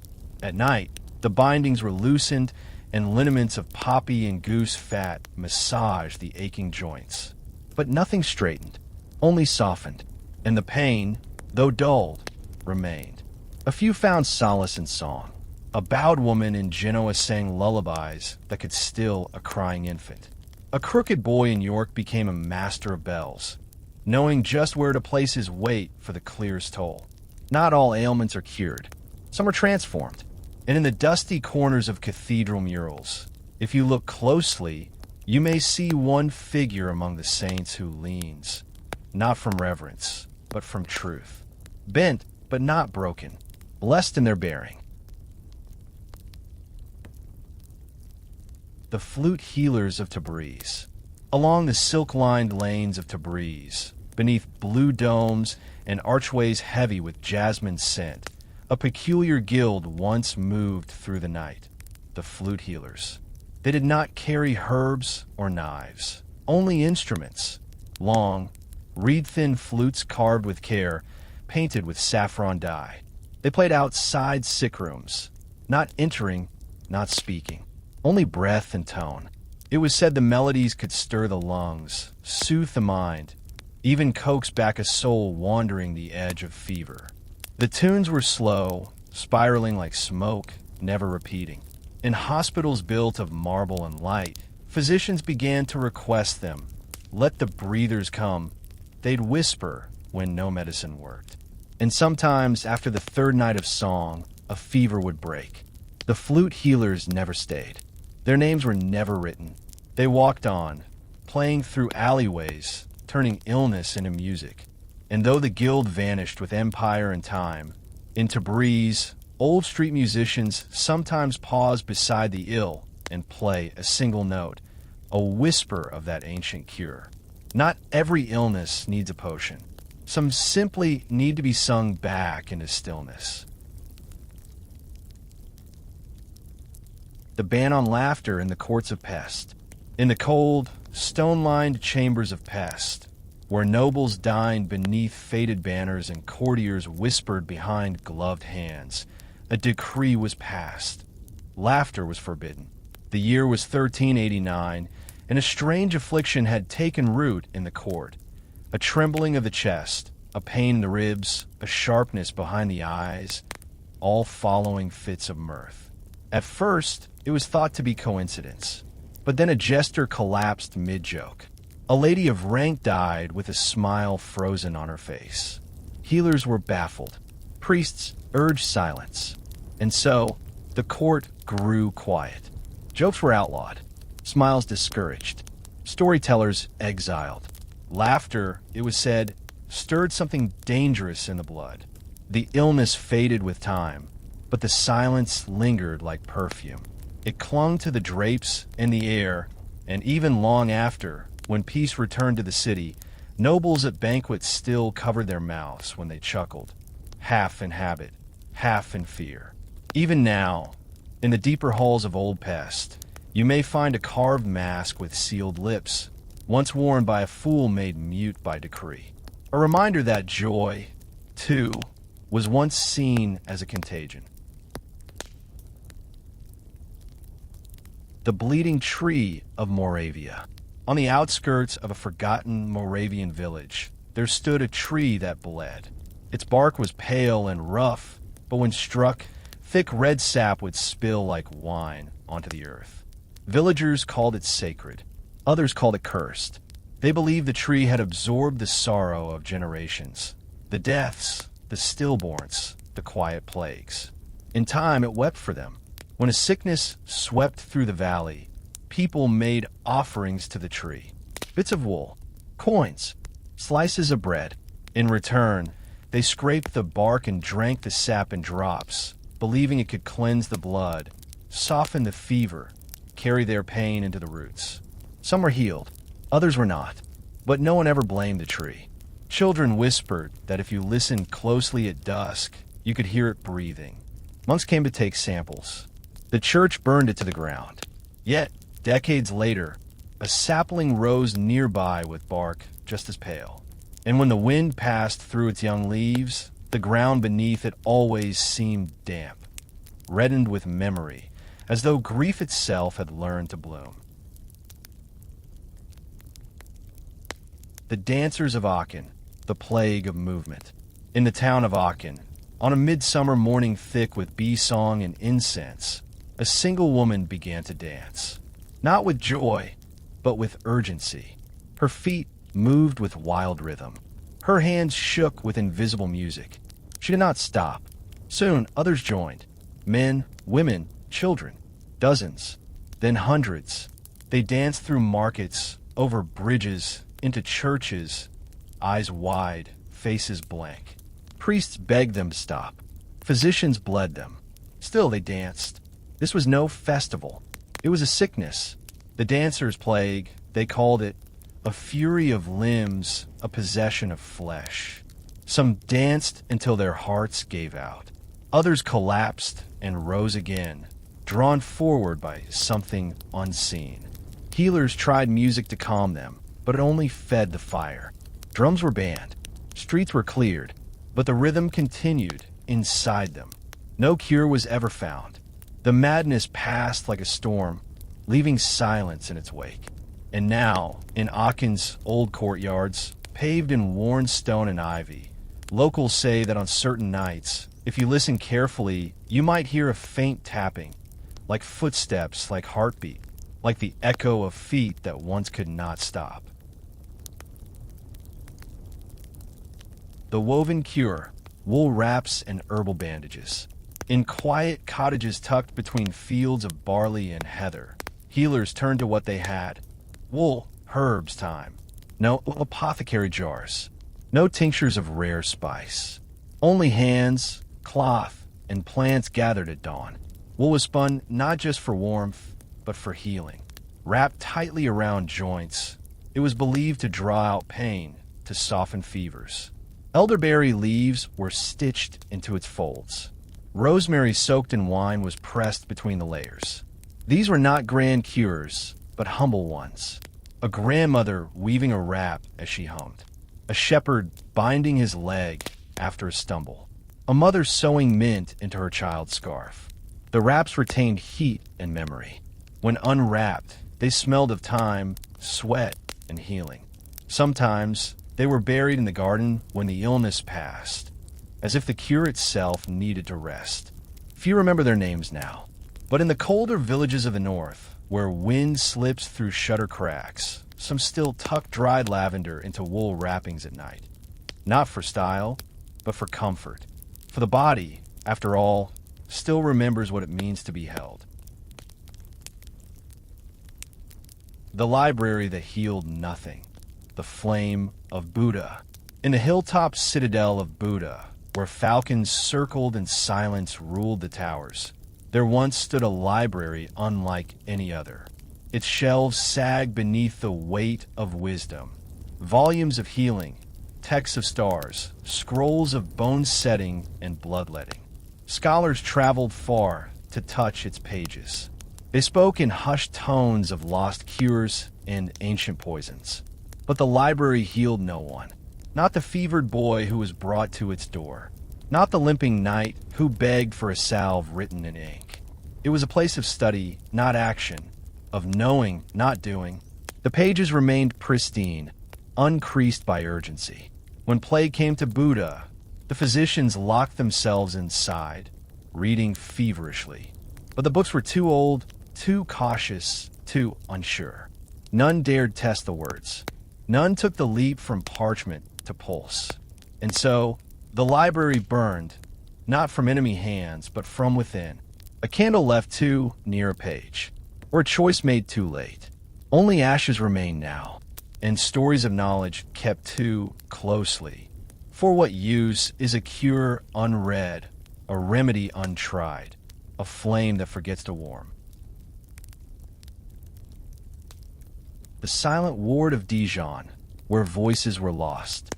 In a low stone hall tucked behind the Cathedral of Dijon, there once stood a hospital ward where no one spoke.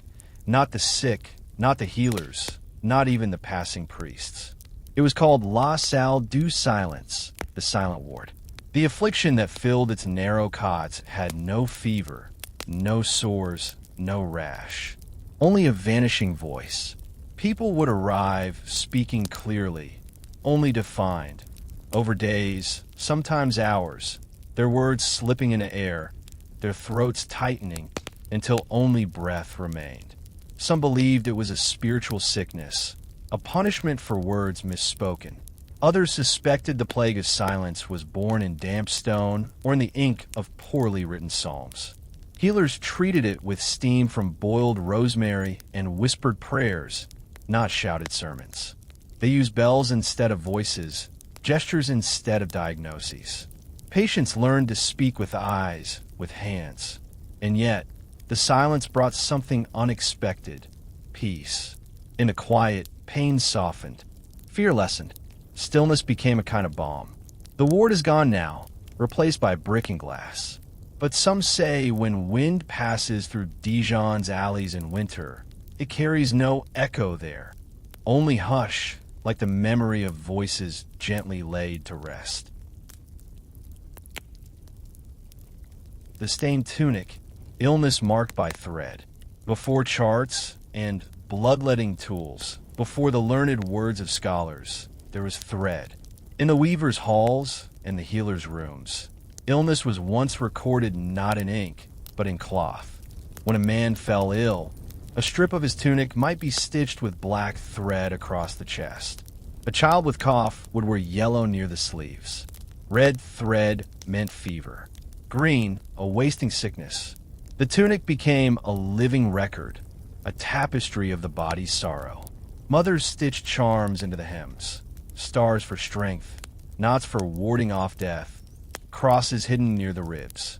And when healing came, if it came, the stitches were unpicked by candlelight, never cut, lest the thread hold part of the illness still. Some tunics were passed down, thread removed, thread added, stories sewn quietly in love and dread. And in certain old chests in forgotten villages, among heirlooms and keys, these garments remain. Stiff with time, stained not only with sweat and earth, but with memory. A history not written in books, but worn close to the skin, close to the truth. The ink of Al-Kindi, forgotten formulas in fading script. In the libraries of Baghdad, before their pages were scattered by fire and conquest, the philosopher Al-Kindi wrote of medicines both seen and unseen. He blended Greek knowledge with Arab precision, creating formulas to balance humors, soothe fever, and clear the mind. His ink was made from crushed rosewood, copper salt, and the ash of pomegranate bark, designed to last not just for years, but for centuries. But time, even to ink, is relentless. His works traveled west, copied imperfectly in the courts of Cordoba, whispered in the corners of Paris, tucked into the satchels of wandering monks. Some pages survived, others faded until only ghosts of letters remained. One formula, it is said, could cool the body without water, an elixir made from saffron and dried lotus. Another soothed grief itself, though the measurements were lost in the margins. Today, fragments of his work lie in museums, too brittle to read, too sacred to discard. And sometimes, under moonlight, scholars claim they can make out the old lines, not just with eyes, but with longing. Ink meant for healing, now fading in silence. A cure for a world that forgot how to remember. The Herb Tower of Brabant. High above the bustling village of Brabant, where wind turned the prayer flags and swallows circled the rooftops, there stood a narrow tower made not for defense, but for healing. Its shelves curved up the spiral walls, lined with jars of dry blossoms, roots, bark, and moss. The scent was thick, mint and marjoram, sage and sorrow. It was tended by women who spoke little, hands stained green from crushing leaves into salves. They believed elevation mattered, that herbs dried truer at height, that pain lessened near the clouds. Pilgrims climbed the stairs with aching knees, drawn not just by remedies, but by the air, thin and clean, above the sicknesses of the world. When plague came, the women remained. They burned lavender in bowls, washed wounds with yarrow vinegar, read the skies like scripture. Few who reached the top were turned away. Few left without some measure of peace. In time, the tower emptied. Birds nested there. Ivy claimed the bricks. But still, in summer, when the wind shifts just right, a scent stirs the village below. Not just of herbs, but of healing, of care lifted skyward. The poison banquet of Erfurt. The table was long, the feast lavish. Roasted boar, honeyed pears, spiced wine dark as blood. In the great hall of Erfurt, lords and scholars dined beneath banners of red and gold, their laughter loud, their appetites eager. But as the night deepened, a hush fell. One by one, diners clutched their stomachs. Some staggered from the hall. A few never rose again. No enemy had entered. No sword had been drawn. It was the food, seasoned, perhaps, with more than salt. The cook vanished. The servants questioned. Some whispered of spoiled grains. Others of nightshade slipped into the stew. A learned man claimed it was a cursed relic brought from a distant land that poisoned the air itself. The banquet room was sealed, never used again. Plates left where they lay, wine dried on the stone. And though the building is gone, they say no feast has been held on that ground since. Grass refuses to grow there. Birds do not sing. And on midsummer nights, locals claim to smell cinnamon and burnt almond in the breeze, followed by silence. A warning, perhaps, from a meal meant to celebrate, but remembered for sorrow. The healing steps of Mont Saint-Michel. The sea would rise and fall around Mont Saint-Michel like a breath drawn by the earth itself. Pilgrims crossed the sand when the tide permitted, their feet sore, their hearts burdened with sickness or sorrow. They came not for relics, but for steps. 365 stone stairs led from the shore to the abbey's peak, each one worn smooth by centuries of devotion. The monks said healing could be found in the ascent, that each step climbed with purpose took weight from the soul, pain from the bones. The sick came crawling or leaning on others. Some died before reaching the top, but many wept when they arrived, not from pain, but from lightness, a sudden stillness in the limbs. No ointments were offered, no chants performed, only silence, the salt wind, the long shadow of the rising spire. And in the stillness of that place, amid tide and stone, healing did come, slowly, wordlessly, as if summoned by the rhythm of footfall and faith. Even now, when pilgrims walk the Mount's winding stair, some say the burden leaves them without warning. The pain simply slips away, step by step, lost to the sea air behind them. The painted pulse, healing icons of Constantinople. In the candlelit chapels of Constantinople, where gold leaf shimmered like a second sunrise, sacred icons watched the faithful. Faces of saints, their eyes wide with knowing, their halos glowing beneath centuries of incense smoke. It was believed these images breathed, that the paint held power, not in pigment, but in presence. The sick were brought close, sometimes pressed against the wooden frames. Mothers laid children's foreheads against the Virgin's palm. Old men traced swollen fingers along the robes of St. George. Some icons were said to pulse gently when healing began. Others grew warm to the touch, as though the saints within stirred at the sound of whispered pleas. Painted by monks in silence, each stroke was a prayer. Gold was never purely decorative. It was meant to reflect divine light, to blind despair. And when iconoclasts came, smashing what they called false idols, people wept as though they had lost family. For they had. Still, in hidden corners of forgotten monasteries, a few of these images remain. Faded, cracked, their gaze unblinking. And sometimes, when candles flicker for no reason, it's said that the saints still listen, and in silence heal. The weighing of breath in the Alps. High in the quiet folds of the Alps, where snow-muffled sound and the stars hovered close to earth, there lived a strange tradition, the weighing of breath.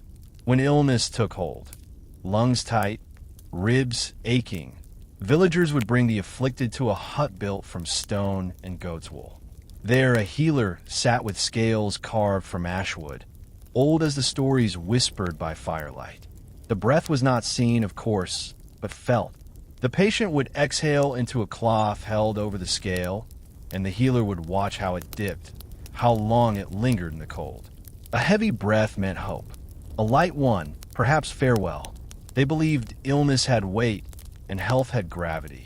That breath, the most sacred thing, could be measured like gold. Herbs were brewed based on the reading. Time if light, elder if faint, pine for those whose breath refused to rise. The scales are lost now, perhaps buried beneath avalanche or time. But in the winter valleys, where the snow hushes even the cry of owls, some still pause before speaking, as though their breath is still being weighed by mountain, by memory, by wind. The healing coin of St. Nicholas' shrine. In the town of Bari, where pilgrims gathered like waves upon stone, a single coin passed from hand to trembling hand. Not gold, nor silver, just bronze, dulled by touch, engraved with the face of St. Nicholas. It was not a relic, strictly speaking, but it had a story. A woman once touched it to her fevered child's brow, and the fever fled by morning. Word spread. The coin was borrowed, never kept, passed through convents, across borders, even smuggled into prison cells. Healers never claimed it. The church never named it. But the faithful called it the traveling mercy. It was warm, they said, even in winter, heavier than it should be. Its last known stop was in a village struck by famine. The baker, sick and near death, was given the coin beneath his pillow. He rose that night to bake his last loaves, and the village survived the winter. Then the coin vanished. But at St. Nicholas' shrine, a small space remains between two candles. Empty, save for a bronze groove in the stone, worn, as if something precious once lay there, and might, with hope, return. The soundless harvest, when no songs were sung. The fields had always echoed with song. Women humming as they cut wheat. Boys whistling from tree to tree. Elders chanting old refrains as they threshed.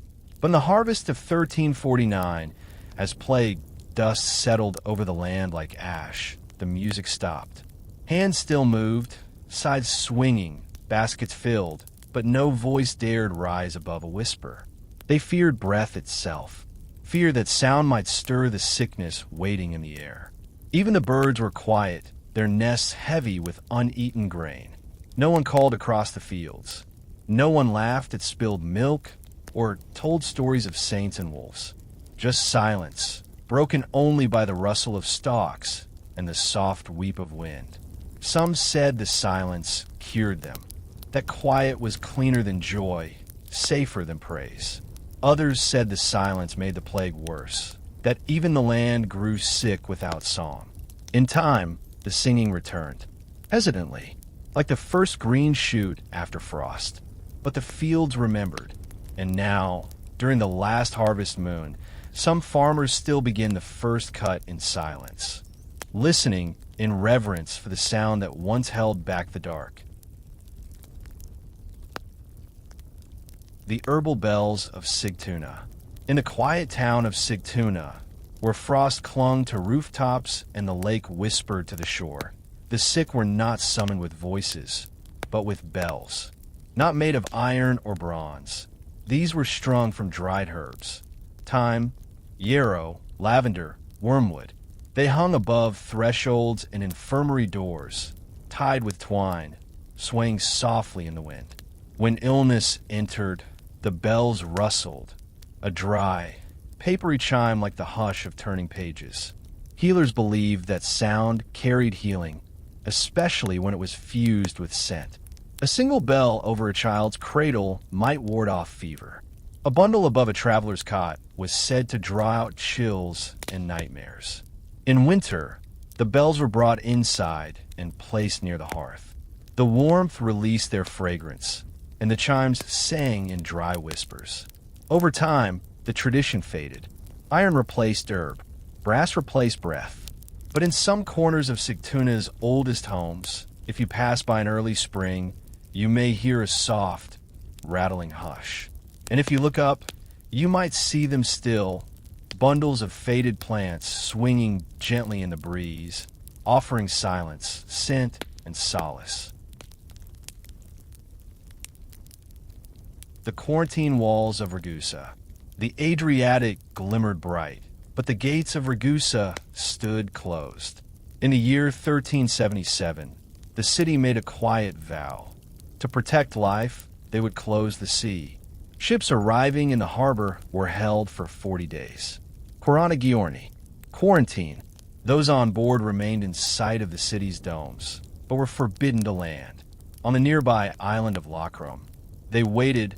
Merchants, pilgrims, sailors, all watched by guards with strict eyes and masked faces.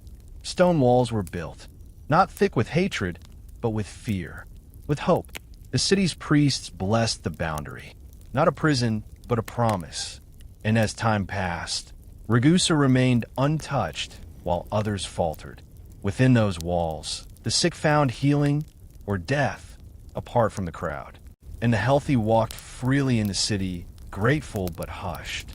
When the walls fell and the gates reopened, Ragusa was changed. Wiser, quieter. Even now, along the sea path near Lacrum, you can find the remains of those first quarantine stones.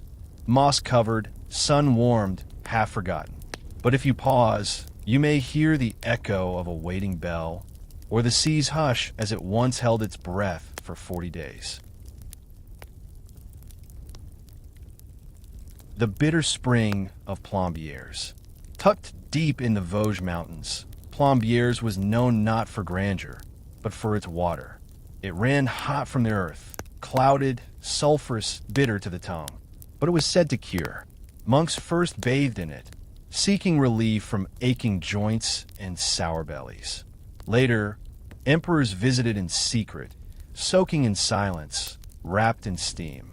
They called it locomord, the water that bites. The baths were carved into rock, candlelit, and echoing with soft drip and sigh. The sick entered trembling, bodies thin and twisted, breath short. They emerged slower, steadier, some even laughing. not always healed but eased. The spring itself hissed like a sleeping beast. No one dared drink from it raw, but boiled and mixed with herbs, it was prescribed for melancholy and memory loss, a potion to chase away shadows. Today, the baths are restored, polished with tile and marble, but the spring still smells of old coins and thunder. And the wise still come in winter when the mist is thickest and sit quietly in the rising steam, waiting for the old warmth to remember their names. The Crimson Mouth, scarlet fever in the choir school. In a choir school nestled against the cathedral walls of Rouen, the boys were chosen for voice, clear, angelic, sharp as glass. But one autumn, the music soured.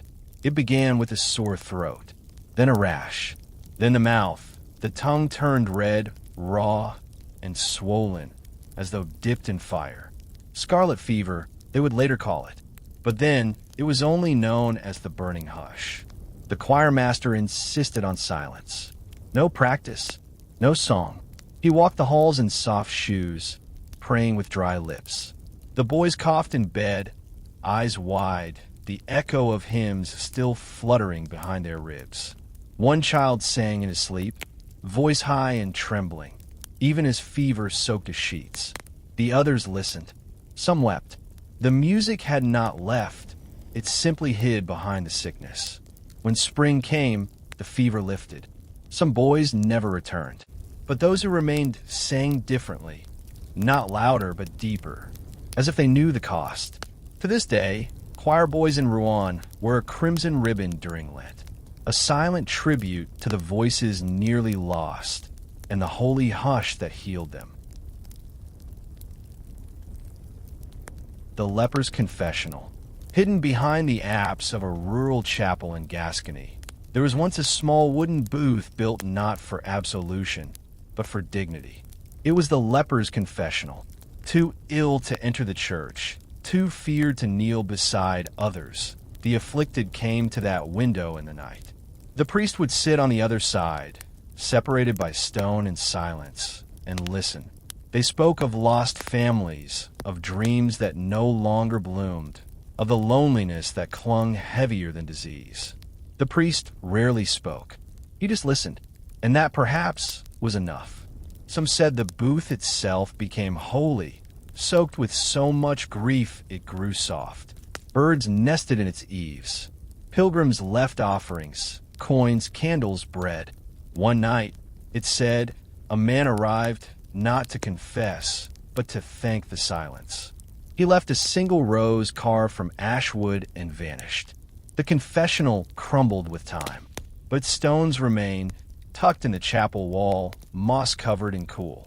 And in the quiet corners of certain churches, where no one goes but the dust and the light, some claim they can still hear a whisper, not a confession, but a healing. The sleep healers of Sinai. Beneath the golden silence of Mount Sinai, where the air is dry and prayers seem to cling to stone, a monastic order once practiced a most curious healing, sleep. Pilgrims arrived with fever, tremors, wounds that would not close. But the monks did not cut or bleed or chant. Instead, they wrapped the weary in linen soaked with frankincense, offered warm goat's milk laced with fig, and led them to the shadowed alcoves carved into the mountain wall. There silence reigned. The air was cool, the bedding woven with dried lavender and desert herbs. Sleep was the first sacrament, they said, the cure of kings and prophets. For 3 days, sometimes longer, the ill slept under watchful eyes. Dreams came, soft, strange, vivid. The monks recorded them, not as visions but as signs. The fevered often awoke calmer, the pained with tears, the dying with peace. This was no miracle, just rest, reverence, and time. Today, those stone alcoves lie empty, sand-blown, and warm to the touch. But shepherds still speak of a quiet place on the mountain where birds do not sing, and travelers who sleep there rise feeling lighter, as if something ancient has exhaled within them. the ash streets of Lübeck, purging by flame. When the sickness returned to Lübeck in the winter of 1402, it came not with cries, but with whispers. The plague was clever, curling through alleys, slipping through windows, hiding in grain sacks and beneath cloaks. The council, desperate and weary, called for a cleansing, not of prayer, but of fire. Barrels were lit. Herbs were burned in the streets. Juniper, rue, sage. And then came the ash. Ash was spread across cobblestones, into homes, over doorsteps and well lids. It blanketed the city in a soft gray hush. It was said to absorb poison, to confuse spirits, to trick death into passing over.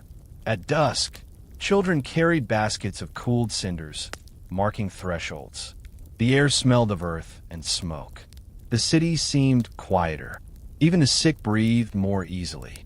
Whether it cured, no one could say. But in the weeks that followed, the death slowed. Some credited the ash, others the calm. And now, in Lübeck's oldest quarter, when plague anniversaries come, some still scatter handfuls of ash at their door.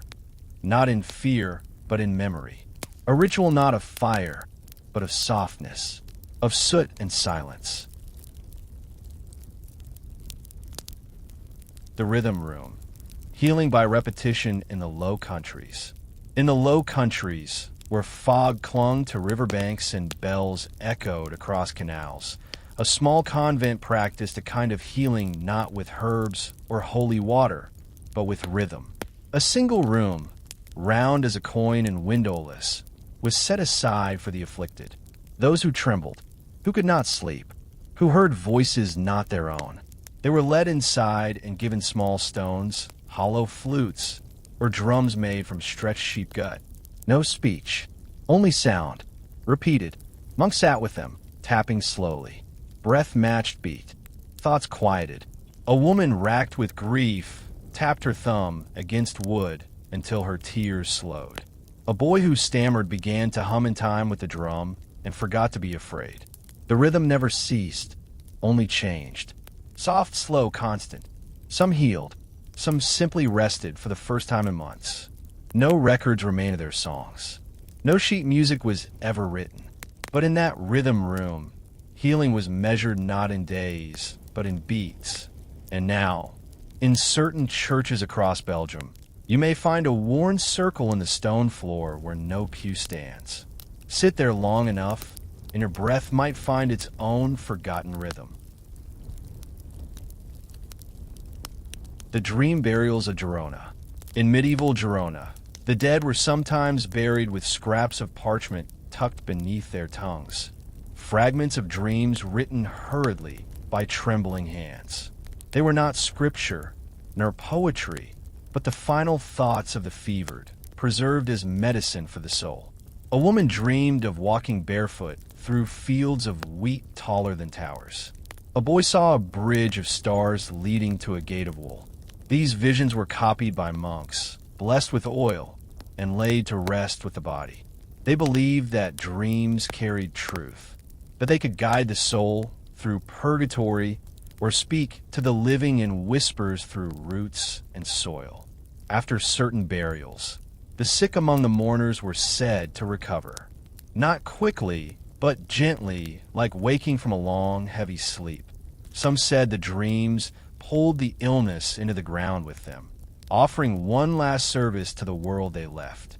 Now, among the weathered graves of Girona's hills, a few stones bear strange markings, half words, curling lines, symbols that no one can read. And in spring, when the almond trees bloom, the wind that moves through them sounds almost like a voice, finishing an unfinished dream. The Lantern Walkers of York. In plague-stricken York, where shadows stretched long across wet stone streets, the city once fell silent at night. Doors shut, windows shuttered, and then came the lantern walkers. Cloaked figures, faces hidden by soft cloth, each carried a single lantern, wood-framed, paper-paneled, glowing with beeswax light. They moved from house to house, pausing briefly, never knocking. It was said they brought warmth, comfort, silence. The ill watched from their beds, seeing the soft glow hover at their windows. Children reached toward the shifting light, and for a moment, the fever did not burn so fiercely. No one knew who they were. Some said monks. Others believed they were women who had lost someone and could not bear sleep.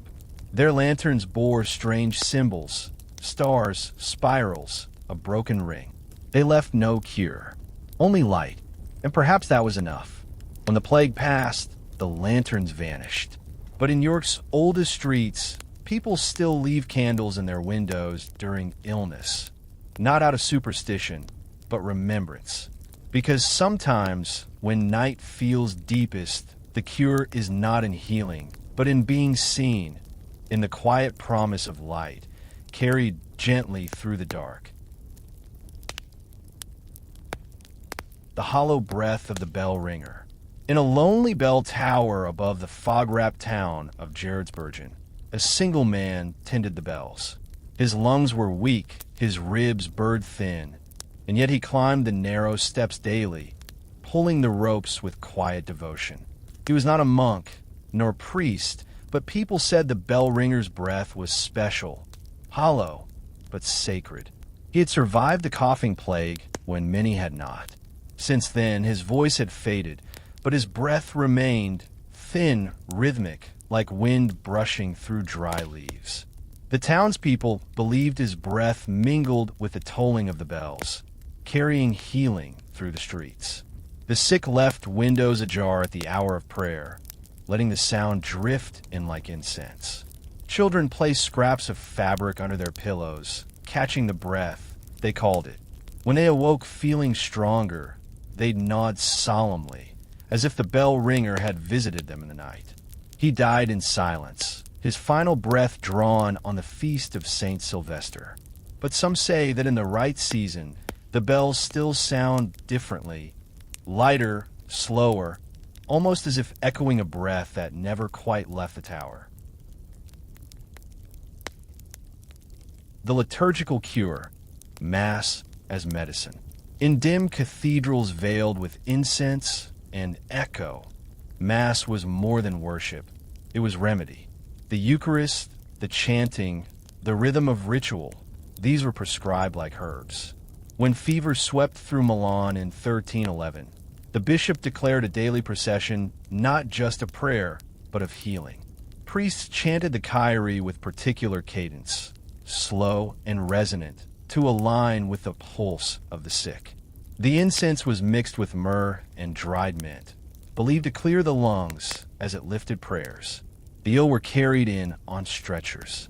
Those who could not attend placed loaves of bread in pews to be blessed in their stead, taking them home wrapped in wool to warm the stomach and, perhaps, the soul.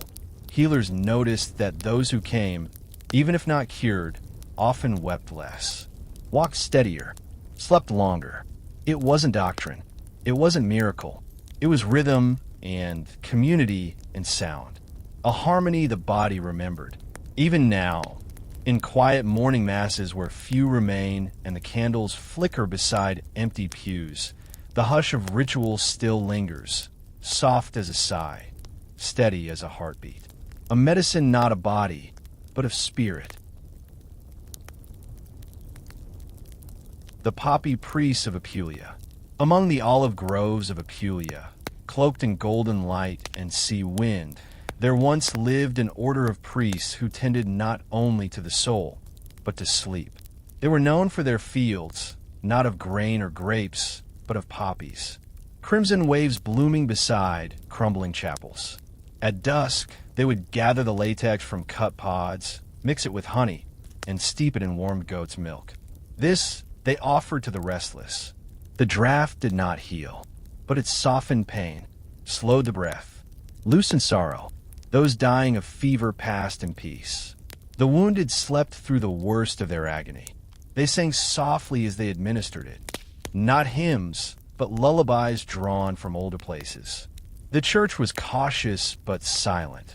Too many recovered their calm to interfere. In time, the order vanished. Some say a fire took them. Others, a change in Rome's favor. But still, in certain Apulian valleys, poppies bloom in rows too straight for accident. And in the silence of summer, when the heat stills the world, one might hear a humming, gentle, low, like the voice of a priest coaxing sleep from the lips of the weary. The cold spring of St. Melangel, nestled in a mossy hollow of Powys, beneath the curling boughs of hawthorn and ash, a spring bubbled forth near the shrine of St. Melangel. Its waters were icy, even in midsummer. The faithful called it sacred, not because it sparkled, but because of its silence. It made no gurgle, no splash, just a still, glistening surface as if it listened. Those with fevers came wrapped in wool. The sick were laid upon flat stones as cold cloths drawn from the spring were pressed to their foreheads. Some trembled, some wept, but many slept deeply and without pain. St. Melangel, they believed, watched over hares, the hunted, the frightened. And so she watched over the sick too, those chased by pain and shadow. Pilgrims left offerings, carved hares, sprigs of meadowsweet, bits of silver wrapped in ivy. Even now, hikers sometimes find them nestled in the roots. The spring still runs, still cold, still quiet. And if you kneel beside it, cupping water in your hands, it's said you may see not your reflection, but a flicker of something gentler, older, waiting to cool not just skin, but sorrow. The Ash Book of Montpellier. Deep in the medical halls of Montpellier, where the brightest minds of the 13th century studied bones and bile, there was once a book that no one dared touch with bare hands. Its pages were ash-colored, its edges singed, its ink faint as breath.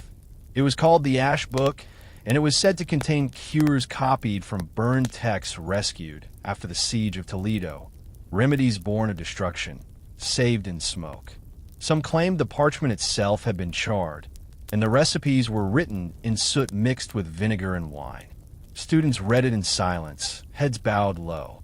Each cure had a cost: sleep without dreams, healing that made one forget a face, a poultice that saved the leg but turned the eye red for life. It was never copied, never lent. It disappeared during a stormy night in 1346, taken, some whispered, by a healer who had lost someone dear and sought one final cure. Now, in Montpellier's oldest archives, a single shelf remains empty. The librarian keeps it dusted, and if asked, she only smiles. Because some knowledge, she says, is not lost, only waiting to be remembered when the air smells faintly of smoke. The Cave of the Listening Hermit. Carved into the mountains of Galicia, hidden beneath ivy and scree, lay a cave no larger than a chapel's nave. Within it sat a man who did not speak, but listened. They called him the Listening Hermit. Cloaked in wool, wrapped in silence, he welcomed the sick not with words, but with stillness. Pilgrims traveled miles to sit at the edge of the cave, where lichen climbed the stone and wind echoed through narrow ribs of rock.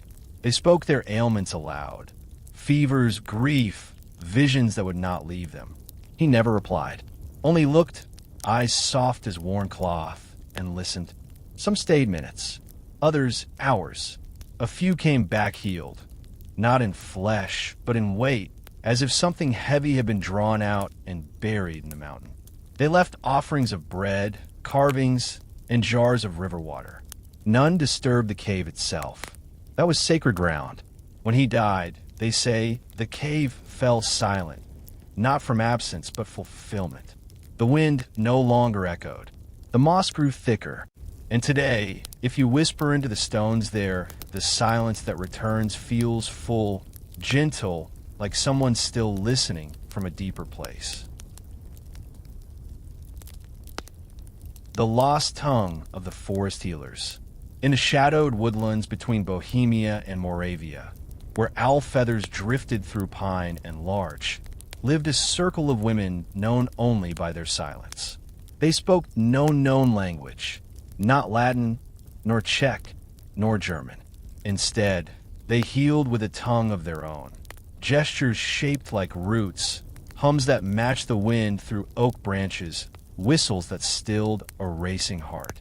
Villagers called them Lesni Rek, the forest tongue. When fever came, they arrived without summons, trailing dried nettle and ash. They did not touch the sick, but sat nearby, hands fluttering like moths. Their presence soothed. Children slept. Coughs quieted. Their language was never written. It could not be. It was breath and motion and stillness. And when one healer died, her knowledge passed only through dreams, shared, it was said, beneath full moons and rings of you. They vanished with time, or perhaps faded into the forest, becoming part of it. And now, among hunters and foragers, tales linger of a hush that falls in certain glades. Birds grow still, the air thickens, and if you listen, not with ears but with breath, you might hear healing spoken in a language older than words. The Garden of the Shuttered Girl. In the bustling hill town of Siena, where the streets curled like vines between red-tiled roofs, there was once a girl who did not leave her room. For 10 years, she watched the world through wooden shutters, never opening the window, never speaking above a whisper. They said she had been touched by fever and left too fragile to bear the wind. Others whispered madness. Yet in her absence, a garden bloomed. On the rooftop beneath her window, herbs sprang up in neat, spiraled rows: sage, fennel, rue, valerian. No hand was seen tending them, but they never withered. Neighbors swore they grew according to the girl's breath. Stronger on days she wept, sweet-smelling when she laughed. The sick came not to speak, but to sit beneath her shutter and inhale the scent that drifted down. Many recovered. A boy with night terrors slept soundly after visiting. An old woman's cough eased. They left tokens, pressed flowers, poems, polished stones. But the girl never replied. When she died, the shutters swung open in a sudden breeze. The garden withered by moonrise. But even now, if you walk Siena's rooftops at dawn, you may catch a breath of rosemary and feel watched, kindly, from a window that no longer exists. The Pillar of Return Breath. In the desert valleys of Al-Andalus, where stone met sky in quiet ceremony, there stood a pillar, plain, sun-bleached, carved with nothing but a single spiral. It was said those who could no longer breathe easily, struck by asthma, sorrow, or plague, could lean against it and feel air return. No one knew who built it. A lone mystic? A healer expelled from Cordoba? Only that pilgrims came from as far as Damascus to kneel beside it and feel their chest open like dawn. At sunset, the wind through nearby reeds would harmonize with a low hum that echoed gently through the stone. It was not magic, but it was not entirely silence either. The spiral carved into its face represented the breath itself, coiling in, coiling out. A reminder that nothing was held forever. In time, a storm cracked the pillar. Sand swallowed its base. Travelers forgot its name. But shepherds say that when they rest against the lone stone that remains, they dream more deeply and wake with lighter lungs. Some call it myth. Others, mercy carved in stone. A monument not to gods, but to the most ordinary miracle, a breath that returns. The Moon Garden of the Fever Sisters. In the highlands of Occitania, hidden among lavender fields and chalky cliffs, a group of women once tended a garden that bloomed only under the moon. They were called the Fever Sisters, not because they suffered, but because they cured. By day, the garden slept, gray leaves, pale stems, buds clenched tight. But when moonlight touched the petals, they opened, silver valerian, ghost poppies, night-blooming chamomile. The air filled with cool, bitter fragrance. They harvested by starlight, speaking softly to the plants as if to children. The sick were brought not during sunlit hours, but at dusk. Blankets were laid among the glowing flowers. Fevered skin cooled. Minds calmed. It was not the herbs alone, they said. It was the moon, pulling sickness out like tide, drawing away debris. One winter, a fire took the sisters. The garden froze. But in spring, the moon still coaxed blossoms from the earth.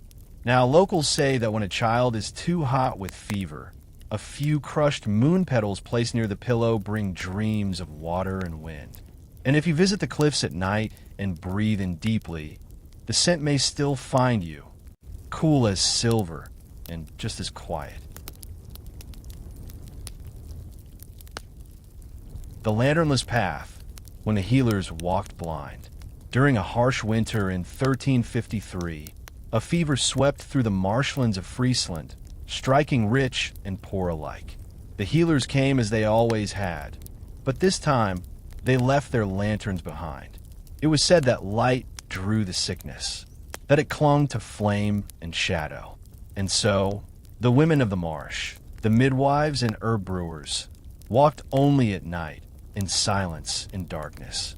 Their paths were memorized by the tilt of trees, the bend of reeds, the sound of frozen streams.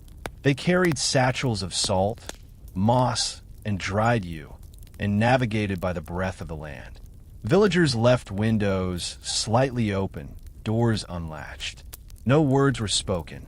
If you felt a hand on your forehead in the night, cool and calm, you did not open your eyes. That was the rule. When the fever passed, many never saw the faces of those who had helped them. But they remembered the quiet, the stillness, the strange comfort of knowing that even in blindness, someone had come for them. Today, in Friesland, healers still bless their hands in shadow before tending the sick, an echo of the days when healing came without light and with faith alone.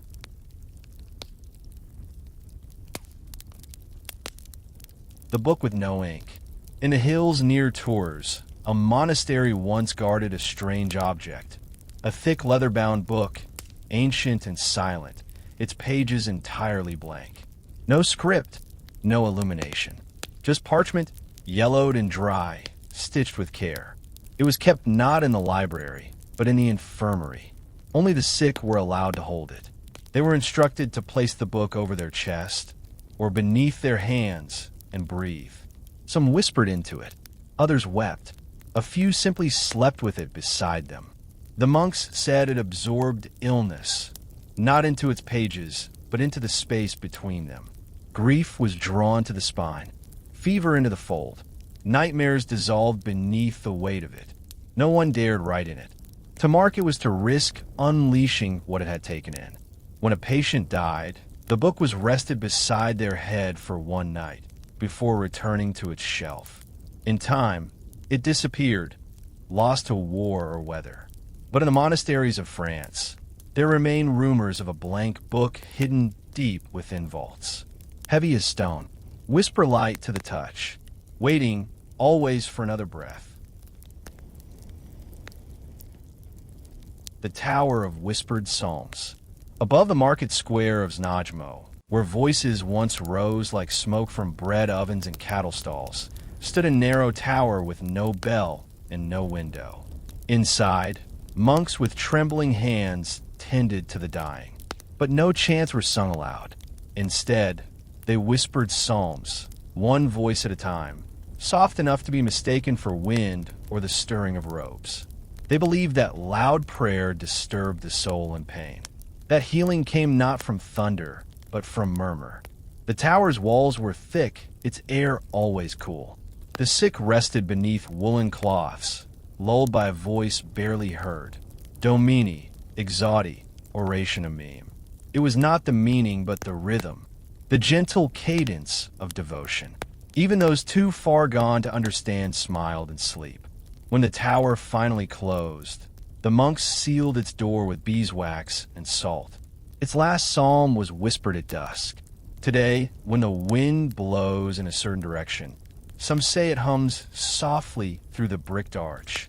And if you press your ear to the tower's base, you may hear not wind, but prayer, faint, steady, and enduring. The Great Sleep of Lorraine. In the spring of 1417, the village of Mirecourt in Lorraine fell still, not from plague or war, but from sleep. It began with a shepherd who did not rise at dawn. Then a child, found napping in the grass for hours. Within days, a third of the village lay in their beds, breathing softly, unshaken by noise or touch. They did not starve. Their hearts remained steady, but they did not wake. Monks from Saint Die were summoned. They anointed foreheads and read psalms. Nothing stirred. Physicians blamed spoiled grain, cursed air, lunar pull. The villagers simply dreamed. Then, as summer bloomed, they began to stir, slowly, one by one, stretching as if from the deepest prayer. None remembered what they had seen, but all reported one common feeling: peace. The town celebrated with music, but quietly, as if not to startle the lingering hush. No records remain of the sleep's return. But each year, in Mirecourt, a vigil is held beneath lavender stars. Candles are left at every doorstep, and the people lie quietly in their beds, eyes closed, just listening to see if the sleep will come again. The last cough of St. Giles' apprentice. He was a boy of 17, apprenticed to the hospital of St. Giles, where he swept floors, changed linens, and learned the names of fevers. They called him Laurent, always smiling, even when carrying chamber pots or preparing herbs that smelled of vinegar and ash. The patient said he hummed under his breath. Nothing tuneful, just a string of soft notes like running water. When the coughing sickness came, the physicians fell first, then the nurses. One by one, the beds grew still. And yet Laurent remained. Alone, he tended to the final patient, a weaver with a laugh that lingered even as her lungs failed. On the night she died, Laurent coughed once. Just once, and then never again. He was found days later, kneeling beside the bed, eyes closed, hands folded in stillness. Not dead, not fevered, just quiet. The priest who touched him said his skin felt warm, as if from within. The cough had passed through him, but left no mark. In later years, sick children were brought to that very room. Many recovered. Some swore they heard a boy humming softly by the window, preparing tinctures that no one saw him make.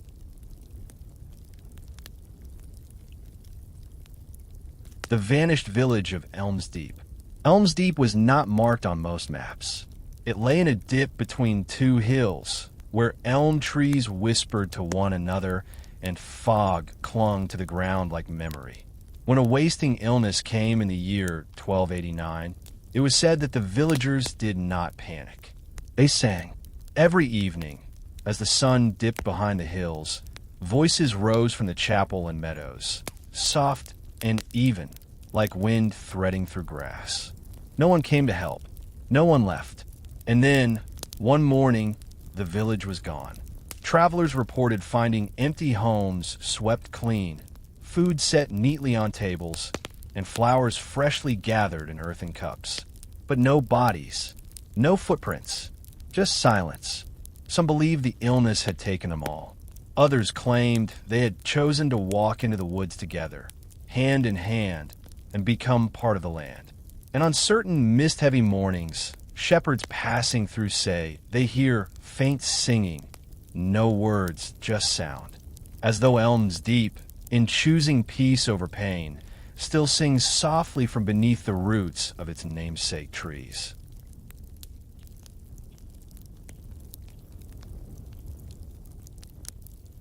The name giver of Marny.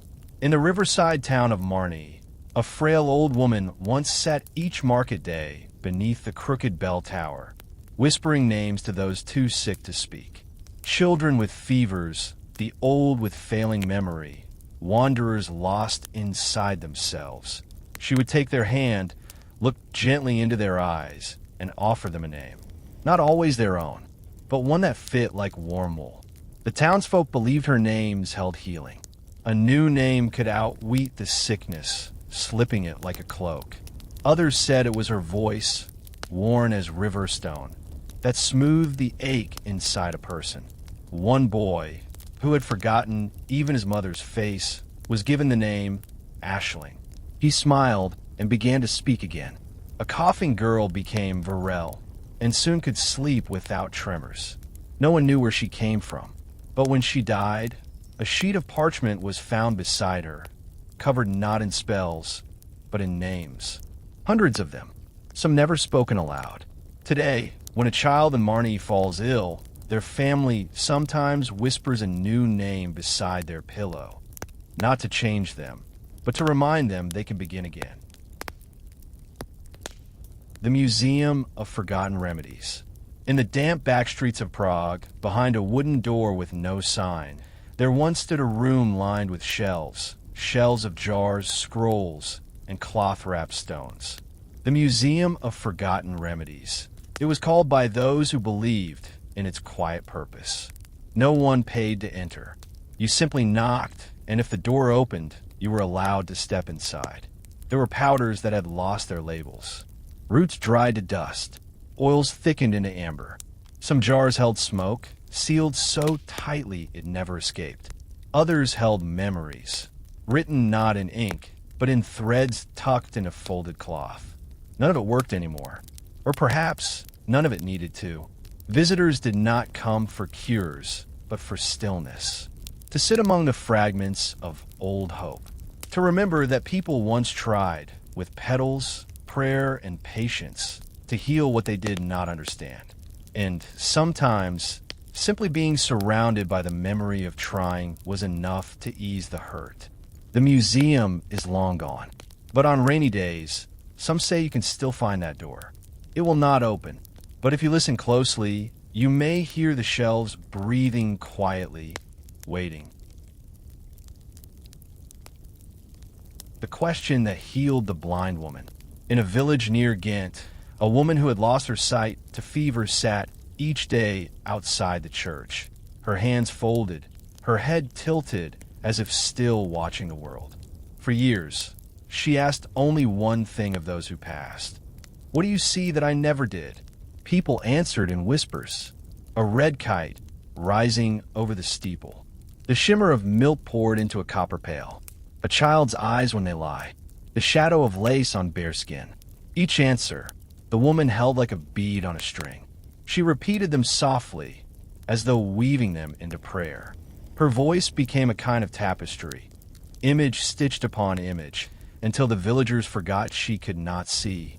One day she did not come. Some said she had passed. Others believed she had simply seen enough. And now, the bench where she sat bears no plaque, only the echo of her question. Travelers sometimes find themselves sitting there, whispering answers into the breeze, quietly, reverently, offering their vision to a woman who once healed not with sight, but with asking. The sleep that cures all. And so we arrive at the final tale. Not of fever or flower, not of ritual or remedy, but of sleep itself, the oldest cure, the gentlest ending.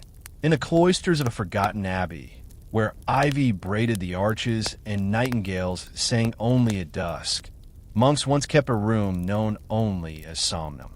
No beds, no candles, only straw mats, soft blankets, and silence. When the sick could no longer be comforted by words, they were brought there, not to die but to rest. A monk would sit nearby, humming a single note, low and steady like breath. Others brewed teas of poppy and marjoram.